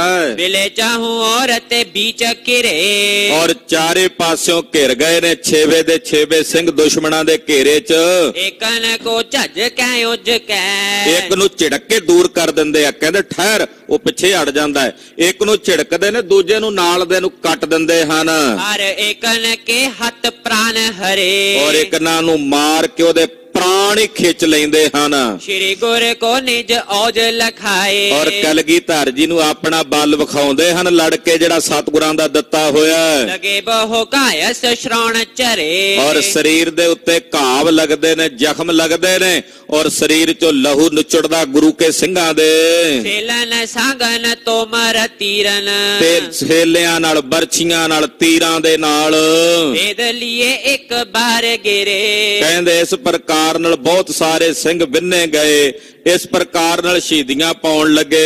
ਪ੍ਰਾਨ ਕੋ ਤਿਆਗਤ ਪ੍ਰੇਮ ਤੇ ਜਾਗਤ, ਔਰ ਸਤਿਗੁਰੂ ਸੱਚੇ ਪਾਤਸ਼ਾਹ ਜੀ ਦੇ ਕੋਲੋਂ ਆਪਣਾ ਆਪਾ ਕੁਰਬਾਨ ਕਰਕੇ ਪ੍ਰਾਣ ਤਿਆਗਦੇ ਨੇ। ਪਰ ਪ੍ਰਾਣ ਤਿਆਗਦੇ ਨੇ, ਪਰ ਹਿਰਦੇ 'ਚ ਪ੍ਰੇਮ ਗੁਰੂ ਸਾਹਿਬ ਦਾ ਜਾਗਦਾ। ਵੀਰਤਾ ਪਾਗਤ ਰੰਗ ਖਰੇ, ਔਰ ਵੀਰਤਾ ਦੇ ਰੰਗ ਨੂੰ ਪ੍ਰਾਪਤ ਕਰਕੇ ਖਰੇ ਹੋ ਗਏ ਹਨ। ਮਾਰਨ ਚਾਹਤ ਸ਼ਤਰਨ ਗਾਹਤ, ਔਰ ਦੁਸ਼ਮਣਾਂ ਨੂੰ ਮਾਰਨਾ ਚਾਹੁੰਦੇ, ਸ਼ਤਰੂਆਂ ਨੂੰ ਗਾਹ ਦੇਣਾ ਚਾਹੁੰਦੇ ਹਨ। ਜੁੱਤ ਉਮਾਹਤ ਸਿੰਘ ਮਰੇ, ਔਰ ਜੁੱਧ ਦਾ ਉਮਾ ਰੱਖ ਕੇ ਸਿੰਘ ਸ਼ਹੀਦੀ ਪਾ ਰਹੇ ਨੇ। ਸ਼੍ਰੀ ਗੁਰ ਛੋਰਤ ਤੀਰਤ ਰਾਤਰ, ਉਧਰੋਂ ਸਤਿਗੁਰੂ ਜੀ ਵੀ ਬੁਰਜੀ ਦੇ ਵਿੱਚ ਬੈਠੇ ਹੋਏ ਤੀਰ ਚਲਾਉਂਦੇ ਹਨ, ਤੜਾ ਤੜ ਤੀਰ ਚਲਾ ਰਹੇ ਨੇ। ਜੋ ਤਾਰੇ ਆਵਤ ਪ੍ਰਾਨ ਹਰੇ, ਜਿਹੜਾ ਤੀਰਾਂ ਦੀ ਰੇਂਜ ਵਿੱਚ ਆ ਜਾਂਦਾ, ਉਹਦੇ ਪ੍ਰਾਣ ਚਲੇ ਜਾਂਦੇ ਹਨ। ਨਾਹਰ ਖਾਨ ਕਰਿਓ ਰਾਣ ਜ਼ਾਹਰ, ਇਹਨੇ ਨੂੰ ਮਲੇਰ ਕੋਟਲੇ ਵਾਲੇ ਨਵਾਬ ਸ਼ੇਰ ਮੁਹੰਮਦ ਖਾਨ ਦਾ ਭਰਾ ਨਾਹਰ ਖਾਨ, ਉਹ ਆਇਆ, ਉਹਨੇ ਜੰਗ ਦੇ ਵਿੱਚ ਆਪਣਾ ਆਪ ਵਿਖਾਇਆ। ਨਾਹਰ ਖਾਨ ਨੇ ਸਿੰਘਨ ਮਾਰ ਕੇ ਹੋਇਓ ਅਗਾਰੀ, ਇਹਨਾਂ 6 ਸਿੰਘਾਂ ਨੂੰ ਮਾਰ ਕੇ ਨਾ, ਜਿਹੜੇ 6 ਗਏ ਸਨ ਬਾਹਰ ਲੜਨ ਲਈ, ਉਹਨਾਂ ਨੂੰ ਮਾਰ ਕੇ ਨਾਹਰ ਖਾਨ ਅੱਗੇ ਵਧਿਆ। ਪਾਇਨ ਕੀ ਕਰ ਚੰਚਲਤਾ, ਆਪਣੇ ਪੈਰਾਂ ਦੀ ਚੰਚਲਤਾ ਕਰਕੇ ਤੇਜ਼ੀ ਨਾਲ, ਕੋਟੇ ਕੀ ਭੀਤ ਕੇ ਜਾਓ ਮਝਾਰੀ, ਕਿ ਮੈਂ ਇਸ ਕਿਲੇ ਦੀ ਕੰਧ ਨੂੰ ਹੱਥ ਪਾ ਕੇ ਅੰਦਰ ਚਲਾ ਜਾਵਾਂ। ਆਪਣੀ ਭੂਰ ਬਹਾਦਰੀ ਕੋ, ਆਪਣੀ ਵੱਡੀ ਭਾਰੀ ਬਹਾਦਰੀ ਵਿਖਾਣਾ ਚਾਹੁੰਦਾ ਨਾਹਰ ਖਾਨ। ਦਿਖਰਾਵਤ ਹੈ ਕਰ ਕੌਤਕ ਭਾਰੀ, ਔਰ ਆਪਣਾ ਕੌਤਕ ਕਰਕੇ ਵਿਖਾਉਂਦਾ ਵੀ ਮੈਂ ਬੜਾ ਬਲੀ ਸੂਰਮਾ ਹਾਂ। ਸ੍ਰੀ ਗੁਰ ਕਿਤਾਬ ਡੀਠ ਭਰਿਓ, ਕਲਗੀਧਰ ਪਾਤਸ਼ਾਹ ਦੀ ਨਿਗਾਹ ਨਾਹਰ ਖਾਨ ਤੇ ਪੈ ਗਈ। ਕਰ ਤੂਰਨ ਤਖਰ ਤੀਰ ਸੰਚਾਰੀ, ਵੇਖਿਆ ਨਾਹਰ ਖਾਨ ਹੱਥ ਪਾ ਕੇ ਚੜਨ ਲੱਗਾ ਕੰਧ ਤੇ, ਕਲਗੀਧਰ ਪਾਤਸ਼ਾਹ ਦੀ ਨਿਗਾਹ ਪਈ ਤੇ ਮਹਾਰਾਜ ਜੀ ਨੇ ਵੰਗਾਰਿਆ, ਆਖਿਆ ਉਹ ਨਾਹਰ ਖਾਨ, ਸ਼ੇਰ ਦੇ ਖੁਰਨੇ ਘੁਰਨੇ ਵਿੱਚ ਤੇ ਸੱਪ ਦੀ ਖੁੱਡ 'ਚ ਸੋਚ ਕੇ ਹੱਥ ਪਾਈਦਾ ਹੈ। ਮਿਆਨ ਬਿਹੀਨ ਕਿਰਪਾਨ ਨਚਾਵਤ, ਇਹਦੇ ਹੱਥ ਦੇ ਵਿੱਚ ਮਿਆਨ ਤੋਂ ਬਿਨਾਂ ਤਲਵਾਰ ਨੱਚਦੀ ਸੀ। ਕਲਗੀਧਰ ਜੀ ਨੇ ਆਪਣੀ ਕਮਾਨ ਤੇ ਤੀਰ ਚਾੜਿਆ, ਦੂਸਰ ਪਾਨ ਮਹਿਟਾਲ ਸੰਭਾਰੇ, ਇਹਦੇ ਇੱਕ ਹੱਥ ਦੇ ਵਿੱਚ ਢਾਲ ਤੇ ਦੂਜੇ ਹੱਥ ਦੇ ਵਿੱਚ ਤਲਵਾਰ ਹੈ। ਦੌਰਤ ਇੱਕ ਦੀਵਾਰ ਤਜੀ, ਦੌੜ ਕੇ ਇੱਕ ਜਿਹੜੀ ਬਾਹਰਲੀ ਛੋਟੀ ਦੀਵਾਰ ਸੀ, ਉਹ ਤਾਂ ਟੱਪ ਕੇ ਅੰਦਰ ਨੂੰ ਆ ਗਿਆ ਨਾਹਰ ਖਾਨ। ਗੜ ਹੂੰ ਕੀ ਦੀਵਾਰ ਕੇ ਜਾਤ ਨਿਹਾਰੇ, ਔਰ ਜਿਹੜੀ ਕਿਲੇ ਦੀ ਵੱਡੀ ਕੰਧ ਹੈ ਗੜੀ ਦੀ, ਉਸ ਨੂੰ ਵੇਖ ਕੇ ਨੇੜੇ ਨੂੰ ਜਾ ਰਿਹਾ ਚੜਨ ਲਈ। ਕਾਨ ਲੋਤਾਨ ਕਹਿ ਬਾਨ ਤਜਿਓ, ਕਲਗੀਧਰ ਜੀ ਨੇ ਕੰਨਾਂ ਤੱਕ ਖਿੱਚ ਕੇ ਤੀਰ ਚਲਾਇਆ। ਸੋ ਅਚਾਨਕ ਜਾਏ ਲਗਿਓ ਹੋਏ ਪਾਰੇ, ਤੇ ਕਹਿੰਦੇ ਨਾਹਰ ਖਾਨ ਦੇ ਮੱਥੇ ਵਿੱਚ ਤੀਰ ਵੱਜ ਕੇ ਪਾਰ ਜਾ ਨਿਕਲਿਆ। ਜਿਉਂ ਉੱਡ ਕੇ ਵੱਡ ਸਰਪ ਗਇਓ। ਕਹਿੰਦੇ ਜਿਵੇਂ ਕੋਈ ਉੱਡਣਾ ਸੱਪ ਨਹੀਂ ਜਾਂਦਾ ਉੱਡ ਕੇ ਫੂਕਦਾ ਹੋਇਆ, ਏਦਾਂ ਕਲਗੀਧਰ ਜੀ ਦਾ ਤੀਰ ਗਿਆ। ਪਰਮੀ ਬਾਰ ਕਹਿਣਾ ਹੈ ਅੰਗ ਦਿਖਾਰੇ। ਕਹਿੰਦੇ ਜਿਵੇਂ ਉਹ ਤੀਰ ਜ਼ਮੀਨ ਦੇ ਵਿੱਚ, ਜਿਵੇਂ ਸੱਪ ਜਿਹੜਾ ਹੁੰਦਾ ਨਾ, ਉਹ ਕਹਿੰਦੇ ਜਿਵੇਂ ਖੁੱਡ ਚ ਵੜ ਕੇ ਬਾਹਰ ਆਪਣਾ ਅੰਗ ਸਰੀਰ ਨਹੀਂ ਨਾ ਦਿਖਾਉਂਦਾ, ਏਦਾਂ ਕਲਗੀਧਰ ਜੀ ਦਾ ਤੀਰ ਵੱਜ ਕੇ ਇਹਦੇ ਮੱਥੇ ਚੋਂ ਪਾਰ ਨਿਕਲ ਗਿਆ। ਉਹਨ ਨਜ਼ਰ ਨਹੀਂ ਆਇਆ, ਪਾਰ ਨਿਕਲ ਕੇ ਥੱਲੇ ਜ਼ਮੀਨ 'ਚ ਗੱਡਿਆ ਗਿਆ। ਤੀਛਨ ਪੀਛਨ ਛੋਰਿਓ ਨਿਰੀਛਤ। ਕਹਿੰਦੇ ਬੜੇ ਤਿੱਖੇ ਤੇ ਭਿਆਨਕ ਤੀਰ ਮਹਾਰਾਜ ਜੀ ਚਲਾਉਂਦੇ ਨੇ। ਛਾਲਿਓ ਛਾਲਤ ਕੀ ਲੱਗ ਛਾਤੀ। ਕਹਿੰਦੇ ਇਸ ਪ੍ਰਕਾਰ ਨਾਲ ਜਿਹੜਾ ਉਛਲਦਾ ਉਹਦੀ ਛਾਤੀ 'ਚ ਜਾ ਵੱਜਦਾ ਹੈ। ਪਾਏ ਪਸਾਰ ਪਰਿਓ ਤਬਹੂ। ਨਾਹਰ ਖਾਨ ਨੂੰ ਤੀਰ ਵੱਜਾ ਤੇ ਧੜਮ ਦੇ ਕੇ ਜ਼ਮੀਨ ਤੇ ਡਿੱਗ ਪਿਆ, ਪੈਰ ਪਸਾਰ ਕੇ ਲੇਟ ਗਿਆ, ਮੌਤ ਦੇ ਘਾਟ ਉਤਰ ਗਿਆ। ਕਰ ਮੈਂ ਰਹੇਗੀ ਕਰਵਾਰ ਕੰਪਾਤੀ। ਤੇ ਜਿਹੜੀ ਤਲਵਾਰ ਕੰਬਾਉਂਦਾ ਆਉਂਦਾ ਸੀ ਨਾ ਹੱਥ ਵਿੱਚ, ਉਹ ਹੱਥ 'ਚ ਧਰੀ ਰਹਿ ਗਈ ਨਾਹਰ ਖਾਨ ਦੇ। ਪਾਰ ਪਰਿਓ ਸਾਰੇ ਸ਼ੂਕ ਗੱਡਿਓ ਧਾਰ। ਕਹਿੰਦੇ ਇਹਦੇ ਸਰੀਰ ਵਿੱਚੋਂ ਤੀਰ ਵੱਜ ਕੇ ਪਾਰ ਗਿਆ, ਸ਼ੂਕਦਾ ਹੋਇਆ ਤੇ ਜ਼ਮੀਨ 'ਚ ਗੱਡਿਆ ਗਿਆ। ਯੋਂ ਥਲਿਓ ਉਪਮਾ ਉਪਜਾਤੀ। ਕਹਿੰਦੇ ਏਦਾਂ ਉਛਲ ਕੇ ਜ਼ਮੀਨ ਤੇ ਡਿੱਗਾ। ਭਾਈ ਸਾਹਿਬ ਕਹਿੰਦੇ ਵੇਖ ਕੇ ਮੇਰੇ ਮਨ 'ਚ ਉਪਮਾ ਆਉਂਦੀ ਹੈ। ਕੀ ਉਪਮਾ ਆਉਂਦੀ ਹੈ ਦੱਸਦੇ ਨੇ। ਬਾਇਓ ਸੋ ਬੇਗ ਬੇਸਾਲ ਬਹਿਓ ਤਾਰ। ਕਹਿੰਦੇ ਮਾਨੋ ਜਿਵੇਂ ਤੇਜ ਹਨੇਰੀ ਦਾ ਵੇਗ ਕਿਸੇ ਦਰਖਤ ਦੇ ਉੱਤੇ ਪਵੇ ਤੇ ਛੇਨ ਮੂਲ ਧਰਾ ਪੈ ਪਪਾਤੀ। ਉਹ ਜੜੋਂ ਪਟੀ ਕੇ ਦਰਖਤ ਜ਼ਮੀਨ ਤੇ ਡਿੱਗ ਪੈਂਦਾ ਨਾ, ਜਿਵੇਂ ਤੇਜ ਹਨੇਰੀ ਨਾਲ। ਕਹਿੰਦੇ ਨਾਹਰ ਖਾਨ ਨੂੰ ਡਿੱਗਦਿਆਂ ਵੇਖ ਕੇ ਮੇਰੇ ਮਨ 'ਚ ਵੀ ਉਪਮਾ ਏਦਾਂ ਆਉਂਦੀ ਜਿਵੇਂ ਕੋਈ ਦਰਖਤ ਜ਼ਮੀਨ ਤੇ ਡਿੱਗ ਪਿਆ ਹੋਵੇ, ਜੜ ਤੋਂ ਪਟੀ ਕੇ ਡਿੱਗ ਗਿਆ ਹੋਵੇ। ਏਦਾਂ ਇਹਦੇ ਡਿੱਗਣ ਦੀ ਧੜਮ ਦੇ ਕੇ ਆਵਾਜ਼ ਆਈ। ਮੁਗਲੇ ਜੋ ਪਠਾਨ ਬੇਲੋਕਤ ਥੇ। ਬਾਕੀ ਜਿਹੜੇ ਮੁਗਲੇ ਪਠਾਨ ਵੇਖਦੇ ਸਨ ਖਲੋਤੇ, ਪੈ ਪਾਏ ਬਾਹਾਂ ਦੱਬ ਕੇ ਪਿਛਵਾਈ। ਉਹ ਡਰ ਕੇ ਪਿੱਛੇ ਪਿੱਛੇ ਹਟਣ ਲੱਗ ਪਏ। ਪਹਿਲਾਂ ਨਾਹਰ ਖਾਨ ਦੀ ਹੱਲਾ ਸ਼ੇਰੀ ਨਾਲ ਅੱਗੇ ਵਧੇ ਆਉਂਦੇ, ਜਦੋਂ ਨਾਹਰ ਖਾਨ ਅੱਗੇ ਜ਼ਮੀਨ ਤੇ ਡਿੱਗਾ ਪਿਆ ਵੇਖਿਆ, ਹੁਣ ਪਿੱਛੇ ਹਟਣ ਲੱਗੇ। ਮਰਦੂਦ ਹੈ ਖਵਾਜ ਦੇਵਾਰ ਕੇ ਸਾਇ। ਤੇ ਜਿਹੜਾ ਖਵਾਜਾ ਮਰਦੂਦ ਸੀ, ਵੱਡਾ ਜਰਨੈਲ, ਇਹ ਕੰਧ ਦੇ ਓਲੇ ਹੋ ਕਰਕੇ ਕੰਧ ਦੇ ਪਿਛਲੇ ਪਾਸੇ ਲੁਕ ਕੇ ਆਪਣੀ ਜਾਨ ਬਚਾਉਣ ਲੱਗਾ। ਬੈਠ ਰਿਓ ਤਨ ਨਾਇਕ ਸਾਈ। ਉੱਥੇ ਹੀ ਬੈਠਾ ਰਿਹਾ ਥੱਲੇ ਸ਼ਹਿ ਕੇ ਨਾ, ਕੰਧ ਦੇ ਨਾਲ ਉੱਪਰ ਨਹੀਂ ਉੱਠਿਆ। ਜਿਹੜੀ ਬਾਹਰਲੀ ਕੰਧ ਸੀ ਨਾ, ਥੱਲੇ ਹੀ ਲੁਕ ਗਿਆ ਵੀ ਕਿਤੇ ਮੈਨੂੰ ਨਾ ਤੀਰ ਆ ਕੇ ਵੱਜ ਜਾਏ। ਕਲਗੀਆਂ ਵਾਲੇ ਪਾਤਸ਼ਾਹ ਲਿਖਦੇ ਨੇ ਜ਼ਫਰਨਾਮੇ 'ਚ, ਔਰੰਗਜ਼ੇਬ ਬਾਦਸ਼ਾਹ ਨੂੰ ਕਹਿੰਦੇ ਆ ਤੇਰਾ ਇੱਕ ਜਰਨੈਲ ਨਾਹਰ ਖਾਨ ਆਇਆ, ਅਸੀਂ ਤੀਰ ਬਖਸ਼ਿਆ ਉਹਨੂੰ ਤੇ ਉਹ ਮਿੱਟੀ 'ਚ ਗਰਕ ਹੋ ਗਿਆ, ਪਰ ਤੇਰਾ ਦੂਸਰਾ ਵੱਡਾ ਜਰਨੈਲ ਜਿਹਦੇ ਤੇ ਤੈਨੂੰ ਬੜਾ ਗਰੂਰ ਸੀ, ਜਿਸ ਵੇਲੇ ਉਹ ਆਇਆ ਤੇ ਅਸੀਂ ਆਖਿਆ ਆਇਆ ਜੇ ਤੀਰ, ਉਹ ਸਾਹਮਣੇ ਆ ਕੇ ਮਰਦਾਂ ਵਾਂਗੂ ਲੜਨ ਦੀ ਬਜਾਏ ਕੰਧ ਦੇ ਓਲੇ ਹੋ ਕੇ ਆਪਣੀ ਜਾਨ ਬਚਾ ਗਿਆ। ਜੇ ਕਿਤੇ ਉਹ ਵੀ ਸਾਹਮਣੇ ਆ ਜਾਂਦਾ ਤੇ ਗੁਰਦੇਵ ਕਹਿੰਦੇ ਆਪਣੇ ਪੱਥੇ 'ਚ ਇੱਕ ਚੋਣਵਾ ਜਿਹਾ ਤੀਰ ਅਸੀਂ ਉਹਨੂੰ ਵੀ ਬਖਸ਼ ਦਿੰਦੇ। ਸਾਹਿਬ ਦੇ ਬਚਨ ਨੇ, ਕਲਗੀਆਂ ਵਾਲੇ ਗੁਰਦੇਵ ਲਿਖਦੇ ਨੇ ਜ਼ਫਰਨਾਮੇ 'ਚ ਕਿ ਆ ਖਵਾਜਾ ਮਰਦੂਦ ਸਾਏ ਦੀਵਾਰ। ਖਵਾਜਾ ਮਰਦੂਦ ਕਹਿੰਦੇ ਨੇ ਭ੍ਰਸ਼ਟੇ ਹੋਏ ਨੂੰ, ਜਿਹੜਾ ਆਪਣੀ ਧਰਮ ਤੇ ਦੀਨ ਮਾਨ ਦੀ ਕਸਮ ਖਾ ਕੇ ਡਿੱਗ ਪਿਆ, ਭ੍ਰਸ਼ਟਿਆ ਹੀ ਸੀ ਨਾ। ਕਹਿੰਦੇ ਸਾਏ ਦੀਵਾਰ, ਦੀਵਾਰ ਦੇ ਓਲੇ ਹੋ ਕੇ ਆਪਣੀ ਜਾਨ ਬਚਾ ਗਿਆ। ਭਟੇ ਔਰ ਪੇ ਹੋਰ ਹੈਰਾਨ ਭਏ। ਬਾਕੀ ਜਿੰਨੇ ਹੋਰ ਭੱਟ ਸਨ ਵੇਖ ਵੇਖ ਕੇ ਹੈਰਾਨ ਹੋ ਗਏ। ਸਰਦਾਰ ਮਹਾਲ ਹਨਿਓ ਸਾਰੇ ਆਈ। ਕਿ ਸਾਡਾ ਐਡਾ ਵੱਡਾ ਸਰਦਾਰ ਨਾਹਰ ਖਾਨ ਮਿੰਟਾਂ 'ਚ ਮਾਰ ਮੁਕਾਇਆ ਤੀਰ ਨਾਲ। ਕੰਨ ਤੀਰ ਤੋਂ ਫੰਗ ਹਲ ਥਿਰ ਹੋਇ ਕਰ। ਦੂਰੋਂ ਦੂਰੋਂ ਹੀ ਤੀਰ ਚਲਾਉਂਦੇ, ਗੋਲੀਆਂ ਚਲਾਉਂਦੇ ਨੇ। ਪੈਰ ਨਾ ਘਾਲਤ ਹੈ ਅਗਵਾਈ। ਆਪਣੇ ਪੈਰ ਨਹੀਂ ਅੱਗੇ ਪੁੱਟ ਕੇ ਆਉਂਦੇ। ਖਵਾਜਾ ਦੂਰਿਓ ਲੱਖ ਕੈ ਗੱਤ ਤਾਏ। ਹੁਣ ਖਵਾਜਾ ਮਰਦੂਦ ਜਦੋਂ ਲੁਕ ਗਿਆ, ਉਹਦੀ ਹਾਲਤ ਵੇਖ ਕੇ ਹੋਏ ਗੈਰਤ ਖਾਨ ਕਰੀ ਚਪਲਾਈ। ਇਹਦੇ ਨਾਲ ਦੂਜਾ ਜਰਨੈਲ ਖੜਾ ਸੀ, ਉਹਦਾ ਨਾਂ ਸੀ ਗੈਰਤ ਖਾਨ। ਗੈਰਤ ਖਾਨ ਦੀ ਗੈਰਤ ਜਾਗੀ ਵੀ ਇਹ ਸਾਡਾ ਜਰਨੈਲ ਹੋ ਕੇ ਲੁਕਿਆ ਫਿਰਦਾ, ਕੰਧ ਦੇ ਓਲੇ ਅੱਗੇ ਨਹੀਂ ਜਾਂਦਾ। ਉਹਦੀ ਗੈਰਤ ਜਾਗੀ ਗੈਰਤ ਖਾਨ ਦੀ। ਉਹ ਕਹਿੰਦਾ ਮੈਂ ਜਾਣਾ ਅੱਗੇ ਵੱਧ ਕੇ। ਕੋਟ ਦੀਵਾਰ ਕੋਇਆ ਵਨ ਲਾਗ। ਉਹ ਜਿਸ ਵੇਲੇ ਕਿਲੇ ਦੀ ਗੜੀ ਦੇ ਦਰਵਾਜ਼ੇ ਕੋਲ ਆਉਣ ਲੱਗਾ, ਪਰਿਓ ਜਹ ਨਾਹਰ ਖਾਂ ਅਗਵਾਈ। ਜਿੱਥੇ ਨਾਹਰ ਖਾਂ ਅੱਗੇ ਡੱਗਾ ਪਿਆ ਸੀ ਪਹਿਲਾਂ, ਸ੍ਰੀ ਗੁਰ ਡੀਠ ਪਰਿਓ ਤਬਹੂ। ਉੱਥੇ ਤੱਕ ਇਹ ਵੀ ਆ ਗਿਆ ਚੱਲ ਕੇ ਤੇ ਕਲਗੀਧਰ ਦੀ ਨਿਗਾਹ ਗੈਰਤ ਖਾਨ ਤੇ ਪਈ। ਤਤਕਾਲ ਹੀ ਤੀਰ ਲੈ ਜਿਹੇ ਤਸਾਈ। ਪਾਤਸ਼ਾਹ ਨੇ ਉਸੇ ਵੇਲੇ ਦੂਜਾ ਤੀਰ ਕੱਢਿਆ ਤੇ ਆਪਣੇ ਕਮਾਨ ਦੀ ਤੰਦੀ ਤੇ ਚਾੜਿਆ।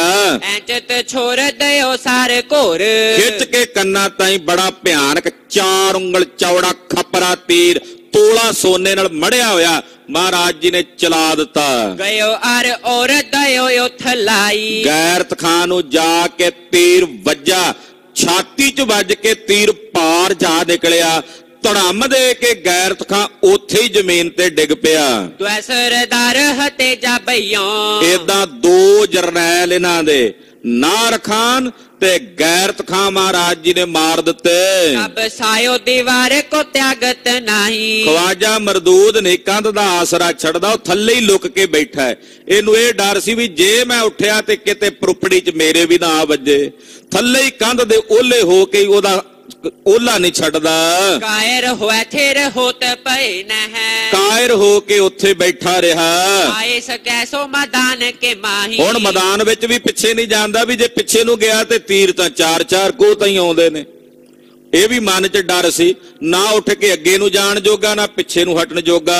ਔਰ ਦਿਸ਼ਾ ਗਾ ਨਛਤਰ ਬੇਲੋਕਤ ਹੁਣ ਹੋਰ ਦਿਸ਼ਾ ਵਾਲੇ ਪਾਸੇ ਸ਼ਤਰੂਆਂ ਨੂੰ ਵੇਖਦੇ ਨੇ। ਬਾਨਨ ਕੀ ਬਰਖਾ ਤਜ ਤਾਹੀ ਕਲਗੀਧਰ ਜੀ ਨੇ ਵੇਖਿਆ ਇਹ ਨਹੀਂ ਉੱਠਦਾ। ਇਸ ਪਾਸਿਓਂ ਧਿਆਨ ਹਟਾ ਕੇ ਗੁਰਦੇਵ ਨੇ ਦੂਜੇ ਪਾਸਿਓਂ ਜਿਹੜੇ ਦੁਸ਼ਮਣ ਆਉਂਦੇ ਸਨ ਉਹਨਾਂ ਵੱਲ ਤੀਰਵਾਂ ਦਾ ਮੀਂਹ ਵਰਸਾਇਆ। ਵੇਦਤ ਪੰਚੈ ਹੈ 7 ਕੇ 9 10 5 7 9 ਤੇ 10 ਨੂੰ ਤੀਰ ਵਿੰਨ ਜਾਂਦਾ ਸਤਿਗੁਰਾਂ ਦਾ। ਮਾਰ ਹਜ਼ਾਰਾਂ ਕੋ ਬੇਨਸਾਈ ਸੈਂਕੜੇ ਹੀ ਮਾਰ ਕੇ ਮਹਾਰਾਜ ਜੀ ਨੇ ਵਿਨਾਸ਼ ਕਰ ਦਿੱਤੇ। ਕੇਤਿਕ ਸਿੰਘ ਮਰੇ ਲਾਰ ਬਾਹਰ ਕੁਝ ਸਿੰਘ ਬਾਹਰ ਲੜ ਕੇ ਸ਼ਹੀਦੀਆਂ ਪਾ ਗਏ ਗੜੀ ਚੋਂ। ਜ਼ਾਹਰ ਜੰਗ ਦਿਖਾਏ ਉਦਾਰੇ ਜਿਨ੍ਹਾਂ ਨੇ ਪ੍ਰਤੱਖ ਜੰਗ ਵਿਖਾਇਆ ਹੈ ਦੁਸ਼ਮਣਾਂ ਨੂੰ ਵੀ ਔਰ ਕਲਗੀਧਰ ਜੀ ਨੂੰ ਵੀ। ਕੇਤਕ ਅੰਤਰ ਵੀਰ ਨਿਰੰਤਰ ਔਰ ਕਈ ਯੋਧੇ ਅੰਦਰ ਨਿਰੰਤਰ ਲੜ ਰਹੇ ਨੇ। ਜੂਜਤ ਹੈ ਸਾਰ ਬ੍ਰਿੰਦਨ ਅਨੇਕਾਂ ਤੀਰ ਤੇ ਗੋਲੀਆਂ ਮਾਰ ਕੇ ਲੜ ਰਹੇ ਨੇ। ਛੋਰਤ ਗੋਰੀ ਲਗਰੇ ਪਿਓਰੀ ਜਦੋਂ ਗੋਲੀਆਂ ਚਲਾਉਂਦੇ ਦੁਸ਼ਮਣਾਂ ਤੇ ਦਾਗਦੇ ਹਨ ਵੈਰੀਆਂ ਦੇ। ਸਰੀਰਨ ਫੋਰ ਜ਼ਿਮੀ ਪਾਰ ਡਾਰੇ ਉਹਨਾਂ ਦੇ ਸਰੀਰਾਂ ਨੂੰ ਤੋੜ ਕੇ ਜ਼ਿਮੀ ਤੇ ਸੁੱਟ ਦਿੰਦੇ ਹਨ। ਹਿਲ ਕੋ ਪਾਵਤ ਆਵਤ ਧਾਵਤ ਉਧਰੋਂ ਦੁਸ਼ਮਣ ਵੀ ਹੱਲੇ ਤੇ ਹੱਲਾ ਕਰਕੇ ਆਉਂਦੇ ਨੇ। ਪ੍ਰਾਨ ਗਵਾਵਤ ਪੁੰਜ ਜੋ ਜਾਏ ਜਿਹੜਾ ਵੀ ਅੱਗੇ ਆਉਂਦਾ ਆਪਣੇ ਪ੍ਰਾਣ ਗਵਾ ਬੈਂਦਾ। ਦੇਖ ਮਿਲਿਓ ਮਰਾਵ ਕਹੈ ਏਦਾਂ ਉਮਰਾਵ ਆਪਸ ਵਿੱਚ ਮਿਲ ਮਿਲ ਕੇ ਵੇਖ ਕੇ ਕਹਿੰਦੇ ਨੇ। ਸਭ ਹੀ ਇੱਕ ਬਾਰ ਕਰੋ ਵੱਡ ਹੇਲਾ ਕਹਿੰਦੇ ਸਾਰੇ ਰਲ ਕੇ ਇੱਕੋ ਵੇਰੀ ਹੱਲਾ ਕਰ ਦਈਏ। ਏਦਾਂ ਨਹੀਂ ਗੱਲ ਬਣਨੀ ਵੀ ਥੋੜੇ ਥੋੜੇ ਜਥੇ ਲੈ ਕੇ ਜਾਂਦੇ ਅੱਗੇ ਉਹ ਮਰ ਜਾਂਦੇ ਨੇ। ਇਕੱਠੇ ਹੀ ਰਲ ਕੇ ਹੱਲਾ ਕਰ ਦਈਏ। ਕੂਦ ਪਰੋ ਗਾੜੇ ਅੰਤਰ ਔਰ ਸੰਮੁਖ ਕੁੱਦ ਕੇ ਕਿਲੇ ਦੇ ਅੰਦਰ ਵੜ ਜਾਓ। ਲਖਨ ਕੋ ਕੇ ਮੈਂ ਉੱਪਰ ਝੇਲਾ ਹੁਣ ਲੱਖਾਂ ਦਾ ਝੱਲ ਇਹ ਹੱਲਾ ਜਿਹੜਾ ਇਹ ਕਿੰਨਾ ਕੁ ਚਿਰ ਝੱਲ ਲੈਣਗੇ। ਗੋਬਿੰਦ ਸਿੰਘ ਗੁਰੂ ਗਹਿਲੀ ਔਰ ਅੰਦਰ ਜਾ ਕੇ ਗੁਰੂ ਗੋਬਿੰਦ ਸਿੰਘ ਸਾਹਿਬ ਨੂੰ ਫੜ ਲਵੋ। ਕੀ ਜਹ ਔਜ ਪਲੋ ਅਬ ਬੇਲਾ ਕਹਿੰਦੇ ਭਲਾ ਵੇਲਾ ਹੁਣ ਆਪਣਾ ਜਿੰਨਾ ਵੀ ਜ਼ੋਰ ਲਾਇਆ ਜਾਂਦਾ ਲਾ ਲੋ, ਇਕੱਠੇ ਹੋ ਕੇ ਹਮਲਾ ਕਰ ਲਈਏ। ਜੰਗ ਕੋ ਅੰਤ ਕਰੋ ਚੱਲ ਸ਼ਾਹ ਔਰ ਜੰਗ ਦਾ ਅੰਤ ਕਰਕੇ ਬਾਦਸ਼ਾਹ ਕੋਲ ਮੁੜੀਏ ਲੈ ਬਖਸ਼ੀਸ਼ ਕਹੂ ਜੈ ਸੋਹੇਲਾ ਤੇ ਜਾ ਕੇ ਬਾਦਸ਼ਾਹ ਕੋਲੋਂ ਸਿਰੇ ਪਾਓ ਲਈਏ, ਬਖਸ਼ਿਸ਼ਾਂ ਲਈਏ। ਕਿਉਂ ਕਹਿ ਕਹਿ ਚਾਹੂੰ ਔਰ ਕਿਰੇ ਬਹੁ ਏਦਾਂ ਕਹਿ ਕੇ ਸਾਰੀਆਂ ਫੌਜਾਂ ਚਾਰੇ ਪਾਸਿਓਂ ਹੱਲਾ ਕਰਨ ਲੱਗੀਆਂ ਜ਼ੋਰ ਨਾਲ। ਬੋਲ ਪਰੇ ਕਰ ਹਿਲ ਬੇਸਾਲਾ ਔਰ ਜ਼ੋਰ ਨਾਲ ਯਾਲ ਹੀ ਕਰਦਿਆਂ ਹੋਇਆਂ ਹੱਲਾ ਕਰਦੇ ਆਉਂਦੇ ਨੇ। ਹੋਤੇ ਕੋਲਾਹਲ ਵੀਰ ਚੱਲਾ ਚੱਲ ਬੜਾ ਭਿਆਨਕ ਕੋਲਾਹਲ ਹੋ ਰਿਹਾ, ਵੀਰਾਂ ਵਿੱਚ ਚਲਾ ਚਲੀ ਮਚ ਰਹੀ ਹੈ। ਲੱਖੋ ਹੱਲਾ ਹੱਲ ਕੂਕ ਕਰਾਲਾ ਉਹ ਲੱਖਾਂ ਦੀ ਗਿਣਤੀ ਵਿੱਚ ਹੱਲਾ ਹੋ ਰਿਹਾ, ਕੂਕਦੇ ਨੇ ਬੜੀ ਭਿਆਨਕ ਆਵਾਜ਼ ਦੇ ਵਿੱਚ ਹੱਲਾ ਕਰਦਿਆਂ।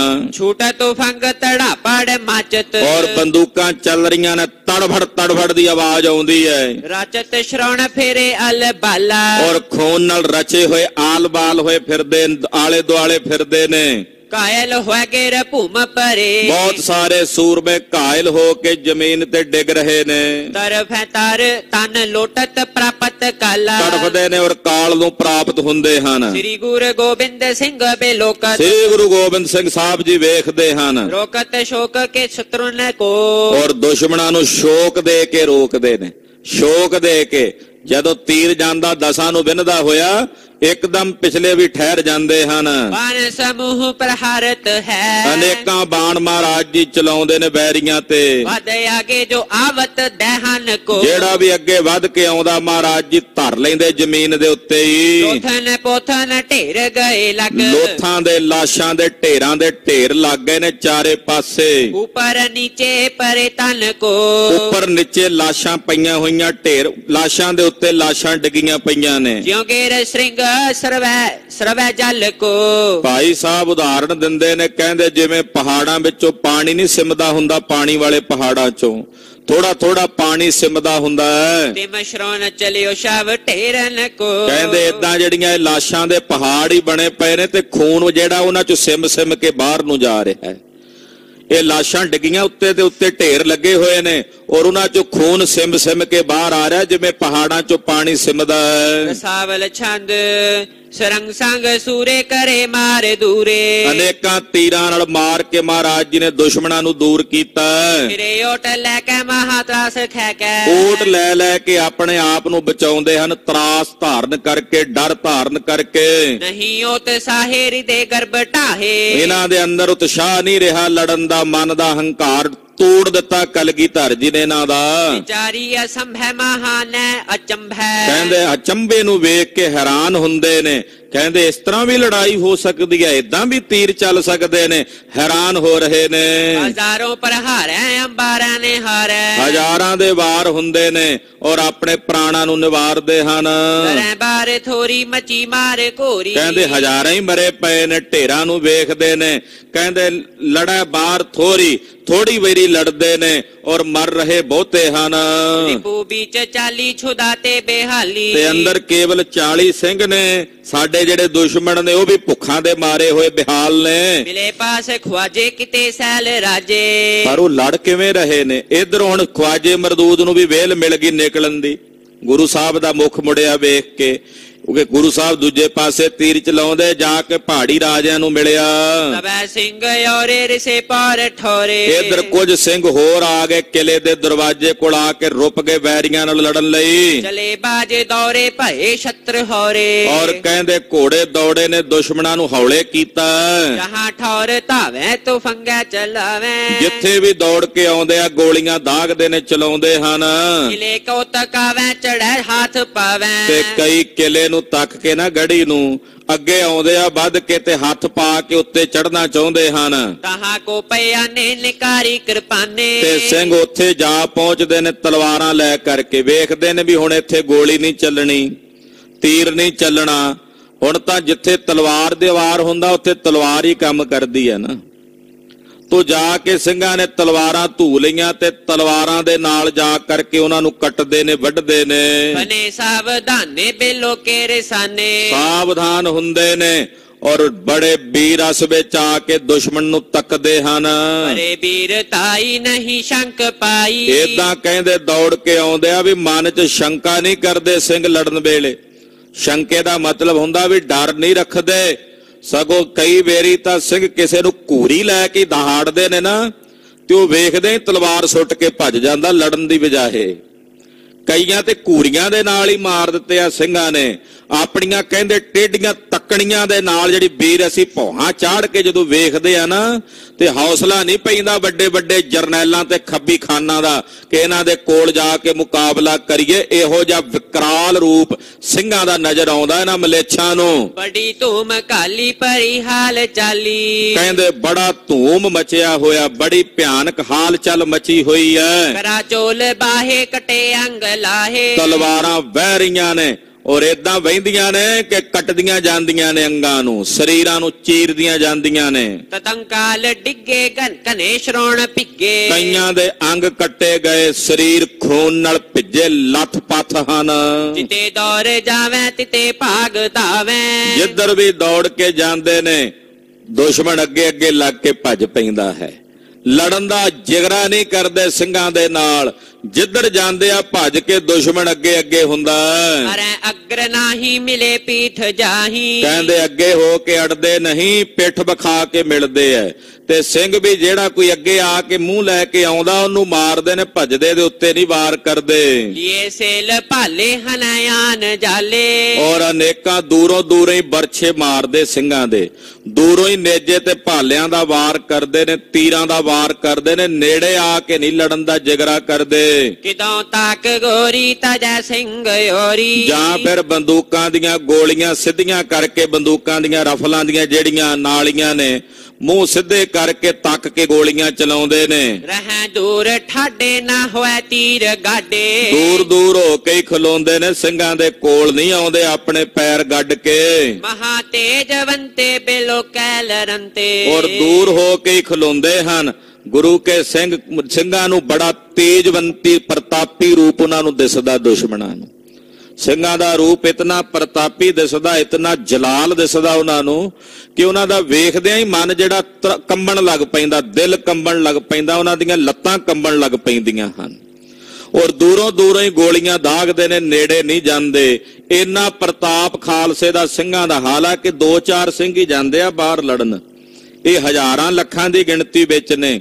ਉਹਨਾਂ 2-2, 3-3 ਸਿੰਘਾਂ ਨੂੰ ਵੇਖ ਕੇ ਇਹਨਾਂ ਦੇ ਅੰਦਰ ਡਰ ਤੇ ਭੈ ਪੈਦਾ ਹੋ ਰਿਹਾ ਹੈ। ਗੁਰੂ ਖਾਲਸਾ ਜੀ ਇਹ ਉਹੀ ਸਿੰਘ ਨੇ ਜਿਨ੍ਹਾਂ ਨੂੰ ਇਹ ਕਹਿੰਦੇ ਸੀ ਇਹ ਛੇਲੇ ਨੇ, ਇਹ ਚਿੜੀਆਂ ਨੇ, ਇਹ ਛੇਲੇ ਸਾਡਾ ਬਘਿਆੜਾਂ ਦਾ ਕੀ ਮੁਕਾਬਲਾ ਕਰਨਗੇ, ਇਹ ਚਿੜੀਆਂ ਸਾਡੇ ਵਰਗੇ ਬਾਜਾਂ ਨਾਲ ਕੀ ਲੜਨਗੀਆਂ। ਕਲਗੀਆਂ ਵਾਲੇ ਪਾਤਸ਼ਾਹ ਨੇ ਕਿਹਾ ਸੀ ਜਿਨ੍ਹਾਂ ਨੂੰ ਤੁਸੀਂ ਕਹਿੰਦੇ ਹੋ ਛੇਲੇ, गिदड़ों से मैं शेर बनाऊं, चिड़ियों ते मैं बाज तुड़ाऊं, 1.25 लाख से एक लड़ाऊं, तब गोबिंद सिंह नाम कहाऊं। ये कलगियां वाले पातशाह जी महाराज जी दे बचनां दा प्रताप है। जिन्हां नूं ये चिड़ियां दसदे सी ओडणे बाजां वांगू इन्हां नूं बटेरिया समझ के पै रहे हन। जिन्हां नूं ये छेले दसदे सी ਉਹ ਸ਼ੇਰ ਬਣ ਕੇ ਭਬਕਾਂ ਲੈ ਕੇ ਇਹਨਾਂ ਤੇ ਪੈਂਦੇ। ਇਹਨਾਂ ਅੰਦਰ ਜਿਗਰਾ ਨਹੀਂ ਕਿ ਸਿੰਘਾਂ ਦੇ ਸਾਹਮਣੇ ਹੋ ਕੇ ਖਲੋ ਸਕਣ। ਦੋਹਰਾ ਇਸ ਪ੍ਰਕਾਰ ਕਮਸਾਨ ਕਰ, ਤਜ ਗੜ ਬਾਹਰ ਆਏ। ਇਸ ਪ੍ਰਕਾਰ ਨਾਲ ਘਮਾਸਾਨ ਜੰਗ ਕਰਦਿਆਂ ਸਿੰਘ ਕਿਲੇ ਦੇ ਵਿੱਚੋਂ ਬਾਹਰ ਆਉਂਦੇ ਆ ਬਾਰੋ ਬੇਰੀ। ਲੜੈ ਪ੍ਰਹਾਰੈ ਤੁਰਕ ਗਨ, ਮਰੈ ਸਿੰਘ ਰਣ ਥਾਏ। ਔਰ ਜੰਗ ਦੇ ਮੈਦਾਨ 'ਚ ਲੜ ਕੇ ਅਨੇਕਾਂ ਦੁਸ਼ਮਣਾਂ ਨੂੰ ਮਾਰ ਕੇ ਫਿਰ ਆਪ ਮਰਦੇ ਨੇ। ਕਹਿੰਦੇ ਜੇ ਮਰਨਾ ਤੇ ਕੱਲਿਆਂ ਥੋੜੀ ਮਰਾਂਗੇ, 20-50-100 ਨੂੰ ਤੇ ਲੈ ਕੇ ਮਰਾਂਗੇ। ਜੇ ਮਰਨਾ ਹੀ ਹੈ ਤੇ ਫਿਰ ਮਾਰ ਕੇ ਮਰਨ ਦੀ ਬਿਰਤੀ ਹੋਣੀ ਚਾਹੀਦੀ ਹੈ ਸੂਰਮੇ 'ਚ। ਤੇ ਜੇ ਇਦਾਂ ਦਾ ਮਾਹੌਲ ਬਣ ਜੇ ਫਿਰ ਮਾਰ ਕੇ ਮਰਨ ਦੀ ਬਿਰਤੀ ਹੋਵੇ, ਕੱਲੇ ਕਿਉਂ ਮਰੀਏ। ਫਿਰ ਜਿਹੜਾ ਮਾਰਨ ਆਇਆ ਫਿਰ ਉਹਦਾ ਵੀ ਤਾਂ ਨੁਕਸਾਨ ਹੋਵੇ। ਤੋ ਇਸ ਪ੍ਰਕਾਰ ਨਾਲ ਸਿੰਘ ਆਪਣੇ ਸਵੈ ਧਰਮ ਦੀ ਰਾਖੀ ਹੈ। ਉਹ ਆਏ ਨੇ ਮਾਰਨ ਵਾਸਤੇ, ਸਿੰਘ ਨਹੀਂ ਗਏ ਉਹਨਾਂ ਦੇ ਉੱਤੇ ਹਮਲਾ ਕਰਨ ਵਾਸਤੇ। ਉਹ ਹਮਲਾਵਰ ਬਣ ਕੇ ਹਿੰਸਕ ਹੋ ਕੇ ਆਏ ਨੇ, ਸਿੰਘ ਉਹਨਾਂ ਨੂੰ ਰੋਕ ਰਹੇ ਨੇ, ਉਹਨਾਂ ਨਾਲ ਲੜ ਰਹੇ ਨੇ। ਇਸ ਕਰਕੇ ਧਰਮ ਯੁੱਧ ਹੈ ਗੁਰੂ ਖਾਲਸਾ ਜੀ। ਤੋ ਉਸ ਵਕਤ ਸਿੰਘ ਲੜਦੇ ਨੇ, ਲੜ ਕੇ ਸ਼ਹੀਦੀਆਂ ਪਾਉਂਦੇ ਹਨ। ਅਰਧ ਸਿੰਘ ਪਹੁੰਚੇ ਸੁਰਗ, ਅਰਧ ਗੁਰੂ ਕੇ ਤੀਰ। ਅੱਧੇ ਸਿੰਘ ਰਹਿ ਗਏ ਮਹਾਰਾਜ ਜੀ ਦੇ ਕੋਲ, 40 ਚੋਂ 20 ਰਹਿ ਗਏ ਤੇ 20 ਸ਼ਹੀਦੀਆਂ ਪਾ ਗਏ ਨੇ। ਦੁਪਹਿਰ ਦਾ ਸਮਾਂ ਬੀਤ ਗਿਆ, ਸ਼ਾਮ ਪੈਣ ਵਾਲੀ ਹੋਣ ਵਾਲੀ ਹੈ। ਅੱਧੇ ਸਿੰਘ, ਸਵੇਰ ਤੋਂ ਜੰਗ ਸ਼ੁਰੂ ਹੋਇਆ ਲੋ ਲੱਗੀ ਤੋਂ, ਦੁਪਹਿਰ ਤੱਕ ਦੁਸ਼ਮਣ ਨੂੰ ਗੜੀ ਦੇ ਨੇੜੇ ਨਹੀਂ ਢੁਕਣ ਦਿੱਤਾ ਤੇ ਕੇਵਲ 20 ਸਿੰਘਾਂ ਨੇ ਹਜ਼ਾਰਾਂ ਨੂੰ ਮਾਰ ਮੁਕਾਇਆ।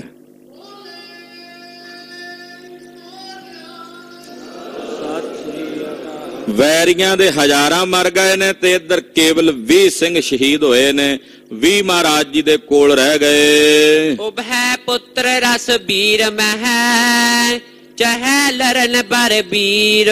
ਹੁਣ ਕਲਗੀਧਰ ਜੀ ਦੇ ਦੋਵੇਂ ਪੁੱਤਰ ਸਾਹਿਬਜ਼ਾਦਾ ਬਾਬਾ ਅਜੀਤ ਸਿੰਘ ਜੀ, ਸਾਹਿਬਜ਼ਾਦਾ ਬਾਬਾ ਜੁਝਾਰ ਸਿੰਘ ਜੀ, ਉਹਨਾਂ ਅੰਦਰ ਵੀ ਰੋਸ ਜਾਗਿਆ। ਉਹ ਵੀ ਆਪਣੇ ਭਰਾਵਾਂ ਵਾਂਗੂ ਬਾਹਰ ਜਾ ਕੇ ਜੰਗ ਦੇ ਮੈਦਾਨ 'ਚ ਲੜਨਾ ਚਾਹੁੰਦੇ ਹਨ। ਉਹਨਾਂ ਅੰਦਰ ਵੀ ਰੋਸ ਜਾਗਿਆ, ਵੀਰ ਰਸ ਜਾਗਿਆ ਹੈ। ਦੋਹਰਾ ਸ਼੍ਰੀ ਅਜੀਤ ਸਿੰਘ ਵੀਰ ਬਰ, ਪਿਖ ਸੰਗਰਾਮ ਬ੍ਰਿਤੰਤ।